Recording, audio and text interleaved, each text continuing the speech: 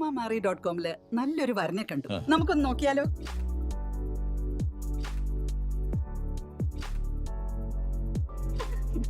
എന്തായാലും നമ്മൾ അറോമ മാറി തെരഞ്ഞെടുത്തത് ശരിയായ തീരുമാനമായിരുന്നു.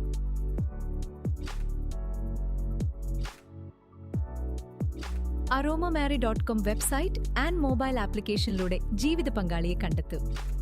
രജിസ്ട്രേഷൻ തികച്ചും സൗജന്യം.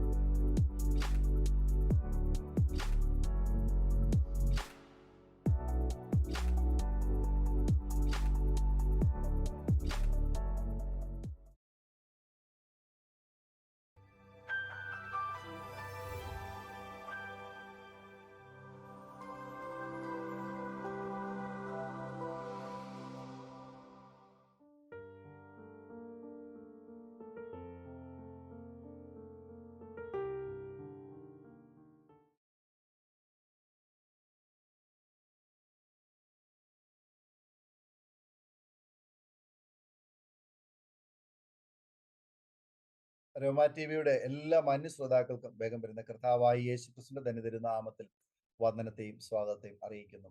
അനുഗ്രഹീതവും മനോഹരമായ നല്ല നിമിഷങ്ങൾക്കായി, നല്ല ദിവസത്തിനായി ഞാൻ കർത്താവിന് സ്തോത്രം ചെയ്യുന്നു.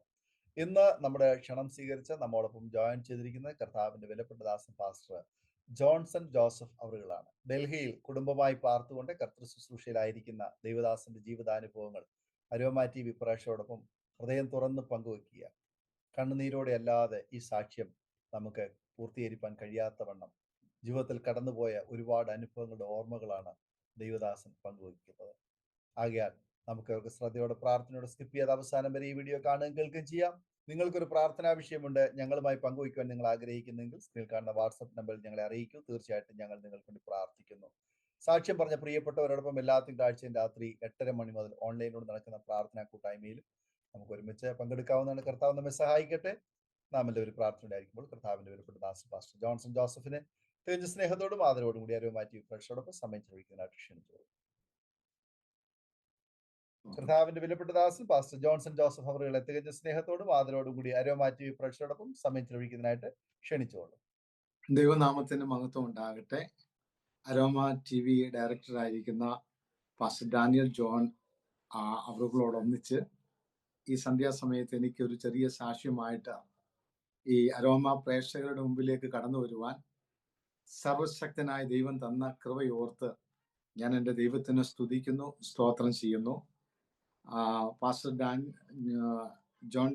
ഡാനിയൽ ജോൺ എന്നെ 2 പ്രാവശ്യം ഇതിനകത്തേക്ക് ക്ഷണിച്ചിരുന്നു. എനിക്ക് അന്നേരം അറ്റൻഡ് ചെയ്യുവാനായിട്ട് പ്രയാസമായി. ഞാൻ പനിയാൽ ഭാരപ്പെട്ട് ഈ ശബ്ദമൊന്നുമില്ലാത്തൊരവസ്ഥയായിരുന്നു. നാട്ടില് എല്ലാവരും പനിയാലും ഒക്കെ ഭാരപ്പെടുന്നൊരു സമയമായിരുന്നു അത്. പിന്നെ എൻ്റെ അമ്മ മരിച്ചുപോയതോട് ബന്ധത്തിൽ ചില പ്രതികൂലങ്ങൾ കൂടെയൊക്കെ കടന്നു പോകുമായിരുന്നു. എന്നാൽ ഇങ്ങനെ ഒരു അവസരം ഈ ദിവസം ദൈവം എനിക്ക് ഒരുക്കി തന്ന സർവശക്തനായ ദൈവത്തിന് ഞാൻ എൻ്റെ നന്ദി അറിയിക്കുന്നു. ഞാൻ എൻ്റെ ഒരു ചെറിയ ടെസ്റ്റിമണിയിലേക്ക് ഞാൻ പ്രവേശിപ്പാനായി ആഗ്രഹിക്കുകയാണ്. എൻ്റെ പേര് ജോൺസൺ ആണ്. ഞാൻ നാട്ടില് പിറവത്തിനടുത്ത് നീർപ്പാറ എന്ന് പറയുന്ന സ്ഥലത്താണ് ജനിച്ചത്. 17-ാമത്തെ വയസ്സിൽ കർത്താവിനെ കണ്ടുമുട്ടുവാനുള്ള ഒരു ഭാഗ്യം ദൈവം ഒരുക്കി തന്നു. നമ്മുടെ കോളേജ് വിദ്യാഭ്യാസത്തിന്റെ സമയത്തൊക്കെ ദൈവത്തെ എങ്കിലും CSE ഒരു കുടുംബത്തോട് ബന്ധത്തിലാണ് ഞങ്ങള് എൻ്റെ പിതാവും മാതാവും എല്ലാം ആയിരുന്നത്. ഞങ്ങൾ മാത്രം, ബാക്കി എല്ലാവരും കത്തോലിക്ക ഒരു ബാക്ക്ഗ്രൗണ്ടിലേക്ക് മാറിയിരുന്നു. എന്നാൽ അതില് CSI പാരമ്പര്യമായതുകൊണ്ടും ചെറുപ്രായത്തില് ദൈവവചനം കേൾക്കാനും പഠിക്കുവാനും സൺഡേ സ്കൂളിനൊക്കെ അറ്റൻഡ് ചെയ്യുവാൻ ദൈവം കൃപ നൽകിയതുകൊണ്ട് ചെറുപ്രായത്തിൽ തന്നെ സൺഡേ സ്കൂൾ അധ്യാപകര് നമ്മൾ ചെയ്യുന്നത് ദൈവത്തിന് ഇഷ്ടമില്ലാത്ത ചെയ്യുന്നതെല്ലാം പാവം പാവം പാവം എന്നിങ്ങനെ പറഞ്ഞ് ഞങ്ങളെ പഠിപ്പിച്ചുകൊണ്ട് അങ്ങ് നോക്കുന്ന പാവമാണ്, സിനിമ കാണുന്ന പാവമാണ്, ഇങ്ങനെയൊക്കെ ഒരു ചെറുപ്രായത്തില് ഒരു ചെറിയ ആത്മീക വിത്ത് എൻ്റെ ഉള്ളില് ഇട്ടു തരുവാനിടയായി. അങ്ങനെയുള്ള മുന്നോട്ടുള്ള യാത്ര മധ്യത്തില് എൻ്റെ വീടിൻ്റെ അടുത്തുള്ള ഒരു സഹോദരൻ ബിജു എന്ന് പറയും, അദ്ദേഹം ഇപ്പോൾ ഡൽഹിയിലുണ്ട്. അദ്ദേഹം ത്രൂ ആണ് എനിക്ക് യേശുവിനെ കൂടുതലായി അറിയുവാനിടയായി തീർന്നത്. ഞങ്ങളൊക്കെ ചെറുപ്രായത്തിൽ ക്രിക്കറ്റ് കളിച്ചൊക്കെ നടക്കുന്ന സമയം അവർ IPCയിലെ ഒരു മെമ്പറും കൂടിയാണ്. കൺവെൻഷൻ വരുമ്പോഴൊക്കെ എന്നെ കൂട്ടിക്കൊണ്ട് പോകും. കൺവെൻഷന് പോകുന്ന സമയത്തൊക്കെ ഈ കൺവെൻഷൻ കഴിയുമ്പോൾ ഈ പാസ്റ്റർമാര് ലാസ്റ്റ് പറയുമല്ലോ, കർത്താവിനെ സ്വന്തം രക്ഷിതാവായി സ്വീകരിക്കുന്നവർ കരങ്ങൾ ഉയർത്താൻ പറയും. ആ സമയം ഇവൻ എന്നെ തോണ്ടി തോണ്ടി തോണ്ടി ഞാൻ അവന് വേണ്ടി കൈ പല പ്രാവശ്യം ഉയർത്തിയിട്ടുണ്ട്. അങ്ങനെ ഇരിക്കെ എൻ്റെ വീടിന്റെ തൊട്ടടുത്ത് ഒരു വാടകയ്ക്ക് ഒരു ഫാമിലി കടന്നു വന്നു. അവര് റെയിൽവേ ജോലി ഉണ്ടായിരുന്ന ഒരു അങ്കിളും ആന്റിയും മക്കളാണ്. അപ്പൊ ഞങ്ങളുടെ വീടിന്റെ തൊട്ട അയൽവക്കമാണ് അവര്. അപ്പം അവിടെ ഈ കോട്ടേജ് മീറ്റിംഗ് ഒക്കെ വരുന്ന സമയത്ത് ഞാൻ എൻ്റെ പറമ്പിന്റെ അതിർത്തി ചെന്ന് ഈ പാട്ടും ഈ പ്രസംഗമൊക്കെ ശ്രദ്ധിക്കുമായിരുന്നു. ഒരിക്കല് അവിടെ ഒരു ദൈവദാസൻ ഒരു മീറ്റിങ്ങിനായിട്ട് വന്നപ്പോൾ PC മാഷ് എന്ന് പറഞ്ഞൊരു കർത്തദാസൻ അവിടെ ഒരു കോട്ടയം മീറ്റിങ്ങിന് അറ്റൻഡ് ചെയ്യാൻ വന്ന സമയത്ത് എൻ്റെ സഹോദരൻ, എൻ്റെ കൂട്ടുകാരൻ ബിജു എന്നെ നിർബന്ധിച്ച് ആ മീറ്റിങ്ങിന് കൊണ്ടുപോയി. അന്ന് ഞാൻ എല്ലാവരും ദൈവാത്മാവിൽ കരങ്ങളടിച്ച് അന്യഭാഷ പറഞ്ഞ് ആരാധിക്കുമ്പോൾ എൻ്റെ ഉള്ളിൽ ഒരു ഭാരം തോന്നി. എനിക്ക് എന്തുകൊണ്ട് ഇങ്ങനെ ദൈവത്തെ ആരാധിക്കാൻ പറ്റാതിരിക്കുന്നത്?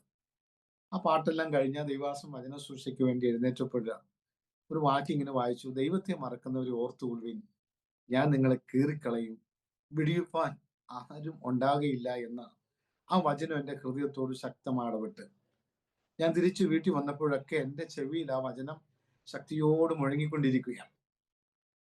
എനിക്കൊരു ഉറക്കം വരുന്നില്ല, തിരിഞ്ഞു മറിഞ്ഞെല്ലാം കിടന്നു.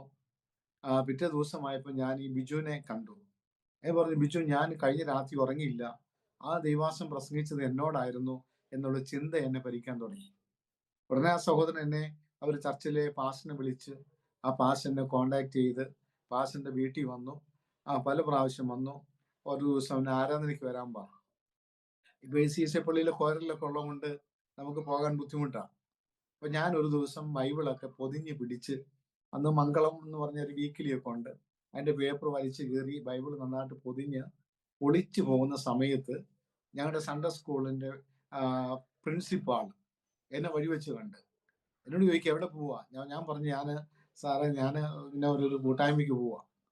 അത് ഒരു ചർച്ചിൽ ഒരു വലിയൊരു കോളിളക്കം ഉണ്ടായി. അങ്ങനെ ഞാൻ പിന്നെ എന്നെ അങ്ങോട്ടൊരു വലിയൊരു ആകർഷണമായി, ദൈവത്തിന്റെ അടുക്കിലേക്ക് ഒരു വലിയൊരു ആകർഷണമായി. അങ്ങനെ ഒരു വർഷം കടന്നുപോയി. ദൈവത്തിന്റെ വചനം ശരിക്കും കേൾക്കുവാൻ ദൈവം കൃപ നൽകി. 1988 എനിക്ക് കർത്താവിനെ സെപ്റ്റംബർ മാസം 23-ാം തീയതി സ്വന്തം രക്ഷിതാവായി സ്വീകരിക്കുവാനുള്ള ഭാഗ്യം ദൈവം എനിക്ക് ഒരുക്കി തന്നു. പിറ്റേ വർഷം തന്നെ 89-ൽ ഞാൻ ഒക്ടോബർ മാസം 27-ാം തീയതി കർത്താവിന്റെ കൽപ്പന സ്വീകരിപ്പാൻ ദൈവം ഭാഗ്യമൊരുക്കി. ഞാൻ സ്ഥാനപ്പെട്ടെന്ന് അറിഞ്ഞു കഴിഞ്ഞപ്പോൾ വീട്ടിൽ പ്രശ്നമായി.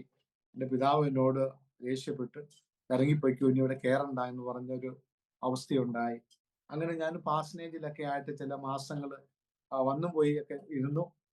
അങ്ങനെ ഇരിക്കുമ്പോൾ ഞാൻ പറഞ്ഞല്ലോ, എൻ്റെ വീട് നീർപ്പാറ പിറവത്തിനടുത്ത് നീർപ്പാറ ആയതുകൊണ്ടും IPC പെറുവൻ സെൻറ്ററിൽ അന്ന് വലിയൊരു ഉണർവിന്റെ കാലഘട്ടമായിരുന്നു.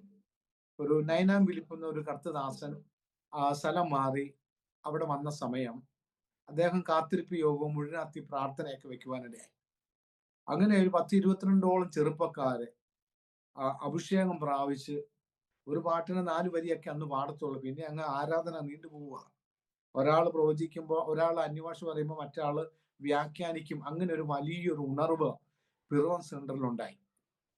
ഉണർവിന്റെ ശേഷം ഞങ്ങൾ 3 സഹോദരങ്ങൾ കർത്താവിന്റെ വേലയ്ക്ക് വേണ്ടി സമർപ്പിക്കപ്പെട്ടു. അതില് എൻ്റെ അടുത്ത സ്നേഹിതൻ തന്നെയായിരുന്നു, റോയൻസ് എന്ന് പറയും. അദ്ദേഹത്തിന് ബൈബിൾ കോളേജിലെ പഠനം എല്ലാം കഴിഞ്ഞ് അദ്ദേഹം ആഫ്രിക്കയ്ക്ക് ദർശനം കിട്ടി. അദ്ദേഹം സാംബിയയിലേക്ക് കടന്നുപോയി. അതുപോലെ തന്നെ എൻ്റെ അടുത്ത സ്നേഹിതനാണ് വെണ്ണിക്കുളത്തുള്ള ഷാജിയമ്പോള്, ഈ പൗർഷ്യനിലൊക്കെ പ്രസംഗിക്കുന്ന ഷാജിയമ്പോള്. അദ്ദേഹവും ഞങ്ങൾ 3 പേരും കൂടെയാണ് കുമ്പനാട് ബൈബിൾ കോളേജിൽ പഠിക്കാൻ പോകുന്നത്. പഠനമൊക്കെ കഴിഞ്ഞപ്പോഴും 93 തൊട്ട് 96 വരെ കുമ്പനാട് ബൈബിൾ കോളേജ് പഠിക്കുന്ന സമയത്ത് വടക്കേ ഇന്ത്യയിൽ നിന്ന് കുറച്ച് മിഷണറിമാര് ഞങ്ങളുടെ കോളേജിൽ കടന്നു വന്നു. ഇപ്പൊ നോർത്ത് ഇന്ത്യയെ കുറിച്ചുള്ള ചില ജീസസിന്റെ ഫിലിം പോലെ നോർത്ത് ഇന്ത്യയിലെ കൾച്ചറിനെ കുറിച്ച് കാണിക്കാനൊക്കെ വീഡിയോയില് TV കാണിക്കുവാനിടയായി.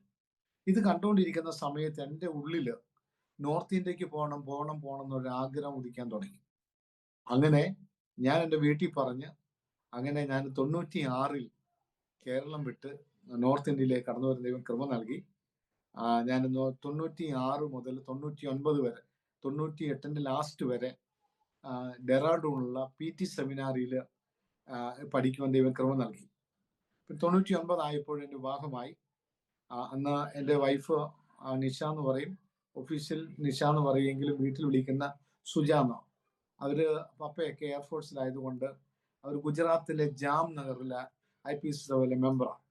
അങ്ങനെ ഒരു കല്യാണം എനിക്ക് വരികയും വിവാഹശേഷം ഞങ്ങളുടെ കുടുംബമായിട്ട് കച്ചിലെ ബുച്ച് എന്ന പട്ടണത്തിലേക്ക് കർത്താവിന്റെ വേലയുടെ ബന്ധത്തിൽ കടന്നുപോയി. വളരെ അനുഗ്രഹിക്കപ്പെട്ട ഒരു സന്തോഷത്തിന്റെ നിമിഷങ്ങളായിരുന്നു. പാകിസ്ഥാന്റെ ബോർഡറാണ് കച്ച്, റൺ ഓഫ് കച്ച് എന്ന് പറയും. വലിയ ഒരു സിറ്റിയാ, ചെറിയൊരു സിറ്റി എങ്കിലും മറ്റു ഭാഗങ്ങളൊക്കെ ഡെസർട്ട് ഏരിയയാണ്.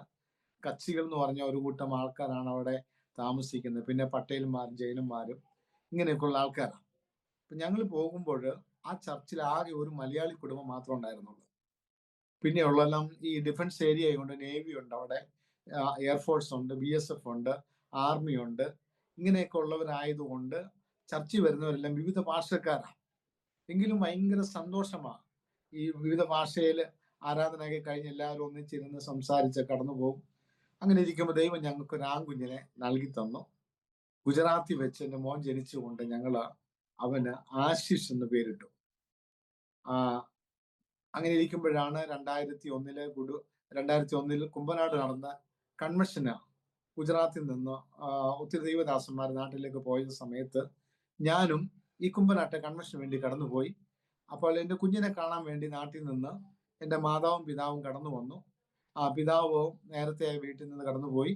എൻ്റെ മാതാവ് അവിടെ ഉണ്ടായതുകൊണ്ട് എനിക്ക് ധൈര്യമായിട്ട് കുമ്പനാട് കൺവെൻഷന് പോകാമായിരുന്നു.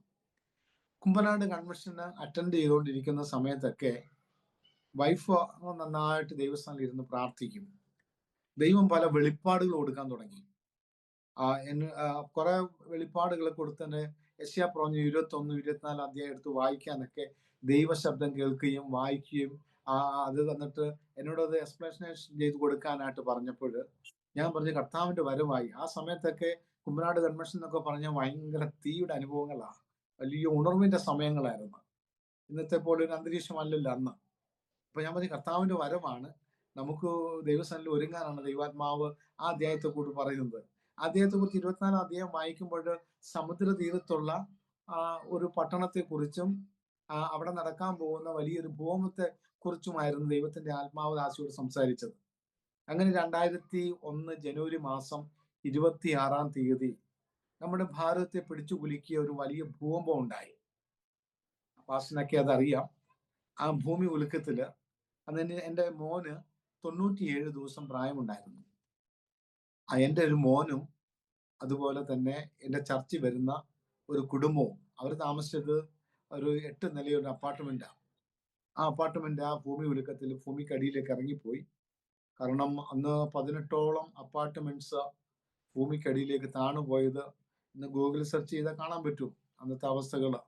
അതിനെൻ്റെ മോനും ഈ ലോകത്തുനിന്ന് മാറ്റപ്പെടുവാനിടയായി. ഈ സമയം ഞങ്ങൾ കുമ്പനാട് കൺവെൻഷൻ കഴിഞ്ഞ് നാഗർകോവിൽ ഗാന്ധിധാം എന്ന എക്സ്പ്രസ്സിൽ അഹമ്മദാബാദിൽ വന്ന് ഇറങ്ങിക്കഴിഞ്ഞ് ഞങ്ങൾക്ക് അവിടെ നിന്ന് ബുച്ചിലേക്ക് വരാൻ പറ്റാത്ത നിലയിൽ റോഡുകളെല്ലാം തകർന്ന്, പാലങ്ങളെല്ലാം തകർന്നു പോയി. ഞങ്ങൾ വളരെ നിരാശയോടുകൂടി അവിടെ നിൽക്കുമ്പോൾ TV-യിലൊക്കെ ലൈവായിട്ട്, അന്ന് ദൂരദർശനൊക്കെ ലൈവായിട്ട് കാണിക്കുന്ന ഒരു സംഭവമാണ്. ഗുജറാത്തിലെ ബുച്ച് എന്ന പട്ടണത്തിൽ ജീവനോട് ആരും ശേഷിക്കുന്നില്ല, പട്ടണം മുഴുവനും നശിച്ചു പോയെന്നുള്ളൊരു വാർത്ത ലൈവായിട്ട് ഇങ്ങനെ കാണിച്ചുകൊണ്ടിരിക്കുക. അപ്പൊ ഞാൻ നാട്ടിൽ നിന്ന് വരുമ്പോൾ ഈ കുഞ്ഞിന് കൊടുക്കാനുള്ള ഈ പുൽപ്പൊടി, അന്നൊക്കെ പുൽപ്പൊടിയൊക്കെ കുഞ്ഞുങ്ങൾക്ക് കൊടുക്കും. അതെല്ലാം പൊടിച്ച് നാട്ടിൽ നിന്ന് വരുമ്പോഴുള്ള പലഹാരങ്ങളൊക്കെ ആയിട്ട് വരുക. എന്നാൽ ഇത് ഞങ്ങള് അഹമ്മദാബാദ് ആ റെയിൽവേ സ്റ്റേഷനിൽ അതെല്ലാം അവിടെ ഇട്ടിട്ട് ഞാൻ ഇവരുടെ വൈഫിന്റെയും കുഞ്ഞിന്റെയും അമ്മച്ചിയുടെ അടുക്കിലേക്ക് പോകുവാനുള്ള വലിയ താല്പര്യത്തോട് ഇങ്ങനെ വളരെ ഭാരപ്പെട്ട് നിൽക്കുക. അപ്പൊ എൻ്റെ ചർച്ചിലിടയ്ക്ക് തിരുവനന്തപുരത്ത് നിന്ന് വരുന്ന ഒരു കേണൽ സാർ ഉണ്ടായിരുന്നു. അദ്ദേഹം CSIയിൽ ഒരു ബിലീവർ ആണെങ്കിലും ഇടയ്ക്കിടയ്ക്ക് സമയം കിട്ടുമ്പോൾ ചർച്ചിൽ വരും. അദ്ദേഹവും അന്ന് ആ ട്രെയിനകത്തുണ്ടായിരുന്നു. പെട്ടെന്ന് അദ്ദേഹം ഇറങ്ങി വന്നു, എന്നെ കണ്ടു അവിടെ വെച്ച്. ഞങ്ങൾ ബ്രെഡ് വാങ്ങാനായിട്ട് എല്ലാവരും ക്യൂ നിൽക്കുക. കാരണം ഇനി അങ്ങോട്ട് പോകാൻ പറ്റത്തില്ല, പോയിട്ടൊരു പ്രയോജനമില്ല, എല്ലാവരും മരിച്ചുപോയി, ഇവരെ കോണ്ടാക്ട് ചെയ്യാൻ പറ്റും. ഇന്നത്തെ പോലെ മൊബൈൽ സംവിധാനം അന്ന് ഇല്ലല്ലോ. അന്നുള്ളത് നമ്മൾക്ക് STD ബൂത്ത്, ഈ ലാൻഡ് ലൈൻ ഫോൺ മാത്രമേ അന്ന് നമ്മുടെ പക്കൽ എല്ലാവർക്കും ഉള്ളൂ. പക്ഷെ അവിടെ അതെല്ലാം തകർന്നു പോയത് കൊണ്ട് ഒരു കമ്മ്യൂണിക്കേഷൻ ഇല്ലാതായിപ്പോയി. ഇവരെല്ലാം നശിച്ചു പോയി, ഇവരെല്ലാം മരിച്ചു പോയെന്നുള്ളൊരു ചിന്ത മാത്രമേ എന്നെ ആ സമയത്ത് ഭരിച്ചിരുന്നുള്ളൂ. അദ്ദേഹം എന്നോട് പറഞ്ഞ്, എൻ്റെ കുടുംബം അവിടെയാ, നമുക്ക് എങ്ങനെയെങ്കിലും അവിടെ എത്താം. ഒരു കാര്യം ചെയ്യ്, നമുക്കൊരു ടാക്സി പിടിച്ചിട്ട് പോർബന്ദർ, രാജ്കോട്ട് ഇങ്ങനെ ചുറ്റിക്കറങ്ങിയ റൂട്ടുണ്ട്. അപ്പൊ ടാക്സിക്കാരനാ പറഞ്ഞ ഇങ്ങനെ റൂട്ടുണ്ട്, ഞങ്ങൾ അതിൽ കൊണ്ടുവിടാന്ന് പറഞ്ഞ് 18 മണിക്കൂർ അഹമ്മദാബാദിൽ ഞങ്ങൾ ചുറ്റിക്കറങ്ങി യാത്ര ചെയ്ത് ഈ ബുച്ച് എന്ന പട്ടണത്തിൽ എത്തുമ്പോൾ, അന്ന് രാത്രി ഞാൻ 3 മണി അവിടെ എത്തുന്ന സമയത്ത് അവിടെ ജനങ്ങൾ നിലവിളിച്ചുകൊണ്ട് ഓടുകയാണ്. കാരണം തുടർമാനമുള്ള ചലനങ്ങൾ ഇങ്ങനെ നടക്കുന്ന കൊണ്ട് അവർക്ക് ഷെൽട്ടർ ആയിരിക്കുന്നിടത്തുനിന്നൊക്കെ അവർ ഓടി വെളിയിലേക്ക് ഇറങ്ങുക, കരഞ്ഞുകൊണ്ട് കാറിക്കൊണ്ട് ഓടിക്കൊണ്ടിരിക്കുന്ന സമയമാണ്. എവിടെ നോക്കിയാലും കണ്ണുനീരും കരച്ചിലും മാത്രമുള്ളൂ, അല്ലറിക്കരച്ചിൽ. കാരണം ഒരു വീട്ടില് സ്കൂളിൽ പോയ കുഞ്ഞുങ്ങൾ ശേഷിച്ച് മാതാപിതാക്കൾ മരിച്ചുപോയി, മാതാപിതാക്കൾ ശേഷിച്ച് കുഞ്ഞുങ്ങൾ മരിച്ചുപോയി, ഒരു വീട്ടിൽ പുറത്തു പോയവർ മാത്രം രക്ഷപ്പെട്ട് വീട്ടിലുള്ളവരെല്ലാം മരിച്ചുപോയി. നമ്മളെ പോലെയുള്ള സംവിധാനമല്ലല്ലോ അവിടെ. കൂട്ടുകുടുംബങ്ങളായതുകൊണ്ട് ഒരു കുടുംബത്തിൽ എങ്ങനെ പോയാലും 10ൽ കൂടുതൽ അംഗങ്ങൾ ഓരോ കുടുംബങ്ങളിലുണ്ട്. അപ്പൊ അവരെല്ലാം ഈ മരിച്ചുപോയി. അവരെ കുറിച്ചുള്ള ജീവനോടെ ശേഷിച്ചവരും അത് പരിക്കേറ്റവരെല്ലാം പുറത്തിറങ്ങി ഇങ്ങനെ നിലവിളിച്ചോടി നടക്കുന്ന ഒരു കാഴ്ചയാണ് കാണുവാനായി കഴിഞ്ഞത്. അപ്പോൾ ഞാൻ പാർത്തിരുന്നതായ പട്ടണം, എനിക്ക് താമസിച്ചത് ആ സിറ്റി, അതെല്ലാം തകർന്നു കടന്നുകൊണ്ട് ഞങ്ങളുടെ ഫ്ലാറ്റ് കണ്ടെത്താൻ വളരെ പ്രയാസമായി. അങ്ങനെ ഞാൻ നേരം വെളുത്ത് അവിടെ ചെല്ലുമ്പോൾ, വീട് കണ്ടുപിടിച്ച് ചെല്ലുമ്പോൾ, സ്റ്റെയർ കേസ് ഒക്കെ പകുതി ഇടിഞ്ഞൊക്കെ ഇരിക്കുന്നു. അവിടെ ഗേറ്റെല്ലാം അടച്ചേക്കുവാണ്. അവിടെ ഇങ്ങനെ ഒരു പേപ്പറിൽ എഴുതി വെച്ചിരുന്നു, സുജാബെൻ ഇവിടെ ഇല്ല, സുജാബെന്നെ ചർച്ചിലെ സെക്രട്ടറി വന്ന് അവർ വീട്ടിലേക്ക് കൊണ്ടുപോയി എന്നൊരു ചെറിയൊരു കുറിപ്പ് ഗുജറാത്തിൽ എഴുതി വെച്ചിരുന്നു. അന്ന് എനിക്ക് ഗുജറാത്തി വായിക്കാൻ അറിയത്തില്ലായിരുന്നു. ഞാൻ അതെടുത്തുകൊണ്ട് വേറൊരു അവിടെ ഉണ്ടായിരുന്ന ഒരു അങ്കിളിൻ്റെ അടുത്ത് കൊണ്ടുപോയി കാണിച്ചപ്പോൾ അങ്കിൾ പറഞ്ഞ്, സാരമില്ല, അവര് സഭയിലെ സെക്രട്ടറിയുടെ വീട്ടിലേക്ക് പോയി, ഇവിടെ ആരും ഇല്ല എന്നുള്ളൊരു ചെറിയൊരു വാർത്തയാണ് അവിടെ എഴുതി തന്നേന്ന് പറഞ്ഞു. അങ്ങനെ എനിക്കൊരു ആശ്വാസമായി. ഞാൻ അവിടെ ചെന്ന് കാണുമ്പോൾ എൻ്റെ കുഞ്ഞിനെ കണ്ടു. കുഞ്ഞിന് അന്നേരം 97 ദിവസം പ്രായമുള്ള കുഞ്ഞ്, 1 വയസ്സിനെ പോലെ വളർന്നവൻ. കാരണം ശരീരമെല്ലാം നീര് വെച്ചിട്ട് അവന് ബാക്കിൽ ചില പ്രശ്നങ്ങളുണ്ടായി, ക്ഷതം സംഭവിച്ച് കുഞ്ഞിന് 1 വയസ്സിന് പ്രായത്തിൽ ഉപരിയായിട്ട് വളർന്ന് നല്ല നീളത്തിലും വണ്ണം വെച്ചിരിക്കുന്നു. ആ ചെന്ന് കണ്ടപ്പോൾ പറഞ്ഞു, നമുക്ക് എവിടെയെങ്കിലും കൊണ്ടുപോകാം. അന്നത്തെ അവിടുത്തെ അവസ്ഥ എന്ന് പറഞ്ഞാൽ പ്രൈവറ്റ് ഹോസ്പിറ്റലെല്ലാം തകർന്നു പോയി, ഗവൺമെന്റ് ഹോസ്പിറ്റലെല്ലാം തകർന്നു പോയി, ആയിരക്കണക്കിന് പേഷ്യൻ്റാണ് മരിച്ചു പോയത്. അവിടുത്തെ ബുച്ചിലെ ഗവൺമെന്റ് ഹോസ്പിറ്റൽ എന്ന് പറഞ്ഞാൽ 100 കണക്കിന് പേഷ്യൻ്റ് ഉള്ള ഹോസ്പിറ്റലാണ്. അതെല്ലാം തകർന്ന് കിടക്കുന്ന കാഴ്ചകൾ പ്രേക്ഷകരെല്ലാം TV കണ്ടതാണത്. അങ്ങനെ അവിടെ ഉണ്ടായിരുന്ന പ്രൈവറ്റിലെ ഡോക്ടർമാരെല്ലാം അവിടെ വിട്ട് പോയി. കാരണം ട്രീറ്റ്മെന്റും കാര്യങ്ങളൊക്കെ ബുദ്ധിമുട്ടായി. അതുകൊണ്ട് അവരെല്ലാം അവിടെ വിട്ടു പോകുന്ന ഒരു കാഴ്ചയായിരുന്നു. അങ്ങനെ ഇരിക്കുമ്പോൾ കുഞ്ഞിനെ എവിടെയെങ്കിലും കൊണ്ടുപോകണം. പെട്ടെന്ന് ഇസ്രയേലിന്റെ ഒരു മെഡിക്കൽ ടീം അവിടെ പറന്നു വരികയും അവര് പെട്ടെന്നൊരു ടെന്റ് അടിച്ച് ഒത്തിരി പേരെ അവർ രക്ഷിക്കുവാനിടയായി. അത് അവരുടെ കൂട്ടത്തിൽ തന്നെ അവര് നായയും കൊണ്ടുവന്ന് അത് മനുഷ്യന് ജീവനുണ്ടോ എന്ന് അറിയുന്ന വേണ്ടി അതിനെ കൊണ്ട് പല സ്ഥലങ്ങളിൽ പരിശോധിപ്പിക്കുകയും അവരുടെ മെഡിക്കൽ ടീമും ഓരോരുത്തരെ കൈകാലുകളില്ലാത്തവര് പകുതി ഓടി പുറത്ത് വരുമ്പോൾ ഭിത്തി വന്ന് ഇടിഞ്ഞു വീണ് കൈകാല് നഷ്ടപ്പെട്ട ഇങ്ങനെയുള്ള ഒരു വലിയൊരു കൂട്ടം ആൾക്കാർ, ഇവരൊക്കെ പെയിൻ കില്ലർ കൊടുക്കുന്നതായിട്ട് ഞങ്ങൾക്ക് അന്ന് കാണുവാനിടയായി. ഞങ്ങൾക്ക് അവിടെ നിന്ന് രക്ഷപ്പെടണമെന്ന് ആഗ്രഹമുണ്ടായിരുന്നു. പക്ഷേ എൻ്റെ ഫാദറിലോ അന്ന് ചണ്ഡീഗഡിലായിരുന്നു. അദ്ദേഹത്തിന്റെ ചണ്ഡീഗഡിൽ നിന്നും ഒരു എയർഫോഴ്സിന്റെ ഒരു വിമാനം അവിടെ നിന്ന് വരുന്ന സമയം റിലീഫിന് വേണ്ടി വരുമ്പോൾ എൻ്റെ പപ്പയും ഫാദറിലോയും അതിനകത്ത് കയറി വന്നു. അവരെല്ലാം വന്ന് ഞങ്ങളെ അന്വേഷിക്കുന്നുണ്ട്, പക്ഷേ ഞങ്ങളെ കാണുന്നില്ല, ഞങ്ങളെല്ലാം നശിച്ചു പോയി എന്നുള്ള ഒരു ചിന്തയിൽ നിരാശപ്പെട്ടുകൊണ്ടിരിക്കുമ്പോഴാണ് ഒരു രാത്രിയിൽ എൻ്റെ ചർച്ചിൽ ഇടയ്ക്ക് വരുന്ന ഒരു സഹോദരി ഉണ്ടായിരുന്നു, ഡെയ്സി എന്നും പറഞ്ഞത്. അത് ആം, കുട്ടനാട്ടുകാരി ഒരു സഹോദരിയാണ്. ഇവർ മലയാളം പറഞ്ഞ് ഇങ്ങനെ പോകുന്ന സമയത്ത് പെട്ടെന്ന് പപ്പ ഓടിച്ചെന്ന് ചോദിച്ചു, ഇന്ന പോലെ ജോൺസൺ പാസ്റ്ററും കുടുംബവും എവിടെയാ, അവരെ ജീവനോടുണ്ടോ? അന്നേരം പറഞ്ഞ് അവരുണ്ട്, അവരിന്ന പോലെ സെക്രട്ടറിയുടെ വീട്ടിലാന്ന് പറഞ്ഞു. ഉടനെ പപ്പ അവിടെ വന്ന് ഞങ്ങളെ കണ്ടു. കുഞ്ഞിനെ കണ്ടപ്പോൾ പറയുക, എത്രയും വേഗം കുഞ്ഞിനെ എടുക്കും, നമുക്ക് എവിടെയെങ്കിലും കൊണ്ടുപോകാം. അവിടെ നിന്ന് ഞങ്ങളെ കൊണ്ടുപോകുന്ന വഴി അഹമ്മദാബാദിലേക്ക് പോകണമെങ്കിൽ നമുക്ക് ബസ് എന്ന് പറഞ്ഞാൽ ബസ്സിന്റെ മുകളിലെല്ലാം ആൾക്കാർ കയറി ഇരിക്കുക. നമുക്ക് ചാടി വീണ് സീറ്റ് പിടിക്കാനുള്ള കഴിവൊന്നുമില്ല. എല്ലാവരും ജീവനെ പേടിച്ച് എല്ലാ വണ്ടിയിൽ കയറി പോകുന്ന സമയം അഹമ്മദാബാദിനോ ഞങ്ങൾക്ക് ഒരു ട്രെയിൻ കിട്ടി. ട്രെയിനകത്ത് ഞങ്ങൾ കയറി. ഞങ്ങൾ അഹമ്മദാബാദിന്റെ അടുത്ത് വേറെ റൂട്ടിൽ കൂടെ ഒക്കെ അത് പോയത്. അവിടെ എത്തിയ സമയം പെട്ടെന്ന് മോനൊന്ന് കരഞ്ഞ്, പുള്ളിക്കാരി കുഞ്ഞിന് പാല് കൊടുത്തോണ്ടിരിക്കുന്ന സമയം കുഞ്ഞൊന്ന് കരഞ്ഞ്. അടുത്ത സെക്കൻഡിൽ കുഞ്ഞിന്റെ ചലനം നിന്നുപോയി. അപ്പൊ കുഞ്ഞു ഉറങ്ങിയെന്നും പറഞ്ഞിരിക്കുകയാണ്. അപ്പം വൈഫ് പാല് കൊടുത്ത് ഇങ്ങനെ വെച്ചുകൊണ്ടിരിക്കുക, കുഞ്ഞു ഉറങ്ങിയെന്നും പറഞ്ഞിരിക്കുക. കുറച്ച് കഴിഞ്ഞപ്പോൾ പറഞ്ഞു, അച്ഛാ കുഞ്ഞിന് അനക്കമില്ലല്ലോ. പെട്ടെന്ന് ഞാൻ നോക്കുമ്പോൾ മോന്റെ മൂക്കിൽ നിന്ന് ബ്ലഡ് വന്നുകൊണ്ടിരിക്കുകയാണ്. ആ നിമിഷം കുഞ്ഞ് ഈ ലോകം വിട്ട് കടന്നുപോയി. പെട്ടെന്ന് ഞങ്ങൾ അവിടെ ഇറങ്ങി, ട്രെയിനിൽ നിന്ന് ഞങ്ങൾ അവിടെ ഇറങ്ങി, പെട്ടെന്ന് ഇറങ്ങി ഹോസ്പിറ്റലിലേക്ക് ഓടിക്കൊണ്ടുപോയി ICUയിൽ കൊണ്ട് കയറ്റി കഴിഞ്ഞപ്പോൾ ഡോക്ടർ പറഞ്ഞു, ഒരു രക്ഷയില്ല, കുഞ്ഞ് മരിച്ചുപോയി എന്ന് പറഞ്ഞു. പിന്നീടുള്ള നമുക്ക് ഈ കുഞ്ഞിനെ എവിടെ അടക്കം ചെയ്യും എന്നുള്ള ചിന്തയായി. അപ്പൊ വൈഫ് എന്നോട് ചോദിച്ചു, അച്ഛാ നമ്മുടെ കുഞ്ഞിനെ നമ്മൾ എവിടെ അടക്കം ചെയ്യും? അച്ഛനൊരു കാര്യം ചെയ്ത് കുഴി കുത്ത്, ഞാൻ ദൈവവചനം വായിക്കാം, നമുക്ക് കുഞ്ഞിനെ എവിടെ അടക്കം ചെയ്യാം. കാരണം ബുച്ചിലേക്ക് കൊണ്ടുപോകാൻ പറ്റിയല്ല. ബുച്ചിലൊക്കെ 100 കണക്കിന് ഡെഡ് ബോഡി ഇട്ടിട്ട് പെട്രോൾ ലോറി കൊണ്ടുവന്ന് പെട്രോൾ ഇങ്ങനെ ചീറ്റിച്ചിട്ട് അത് തീ കൊടുത്ത് കത്തിച്ചുകൊണ്ടിരിക്കുക. അവിടെ അടക്കമൊന്നും ചെയ്യാൻ പറ്റാത്തൊരു സാഹചര്യമാണ്. വളരെ നിരാശപ്പെട്ട് ഹോസ്പിറ്റലിൽ ഇരിക്കുമ്പോൾ ഒരു 7th ഡേയിൽ ഒരു മലയാളി സിസ്റ്റർ കടന്നു വന്നു. ഹിന്ദിക്കാരിയാണ്. അദ്ദേഹം വന്ന് ഞങ്ങളോട് ചോദിച്ചു, നിങ്ങൾ എവിടെയാ, നിങ്ങൾ ആരാ, ക്രിസ്ത്യാനിയാണോ? ഇപ്പൊ വൈഫ് പറഞ്ഞു, ഞങ്ങളൊരു പാസ്റ്ററാണ്, ഞങ്ങളുടെ ചർച്ചുണ്ട്, പാസ്റ്ററിനെ വിളിക്കാം. അന്നേരം പുള്ളിക്കാരി പറഞ്ഞല്ല, ഇവിടെ പെന്തക്കോസ്തുകാർ ആരെങ്കിലും ഉണ്ടോ എന്ന് ചോദിച്ചു. അന്നേരം അവർ തന്നെ ഒരു നമ്പർ തന്നു. ഞാൻ അഹമ്മദാബാദിൽ ഒരു ദൈവദാസനെ വിളിച്ചു. ആ ദൈവദാസൻ ഒത്തിരി കർത്തദാസന്മാരെ കോണ്ടാക്ട് ചെയ്ത് ഒരു മണിക്കൂറിനുള്ളിൽ 10-40ഓളം ദൈവദാസന്മാര് ഓടി വരികയും ഞങ്ങളെ കാണുകയും പിറ്റേ ദിവസം കുഞ്ഞിനെ അവിടെ അടക്കം ചെയ്യാനുള്ള കാര്യങ്ങളെല്ലാം ക്രമീകരിക്കപ്പെടുവാനിടയാണ്. അങ്ങനെ ഇരിക്കുമ്പോൾ നമുക്ക് വേണ്ടി IPCയിലെ പാസ്റ്റർമാരെല്ലാം കടന്നു വന്നു. അപ്പോൾ ഒരാള് IPC സെമിത്തേരിയിൽ കുഴി കുത്തുന്നു, മറ്റൊരാള് അനാഥ ജനങ്ങളെ കുഴിച്ചിടുന്ന സെമിത്തേരിയിൽ കുഞ്ഞിന് വേണ്ടി കുഴിവെട്ടി. അപ്പം 2 കുഴിയായി.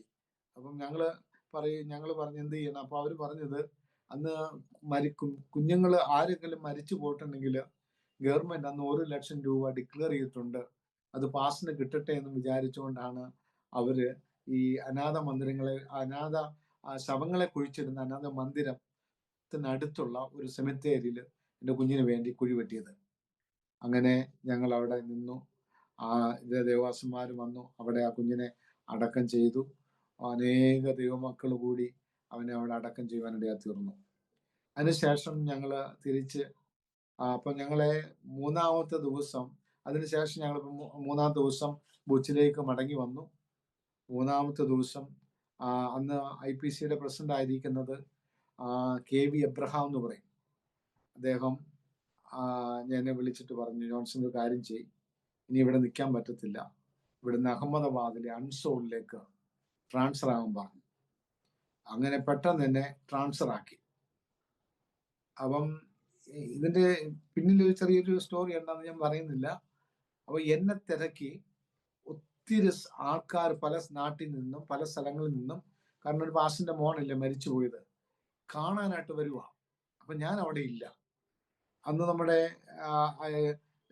ഗുഡ് ന്യൂസിന്റെ എഡിറ്ററൊക്കെ അവിടെ വന്നു. അച്ഛനൊക്കെ വന്ന് എന്നെ മാറ്റി നിർത്തി എന്നെ ഒത്തിരി വഴക്കൊക്കെ പറഞ്ഞ്.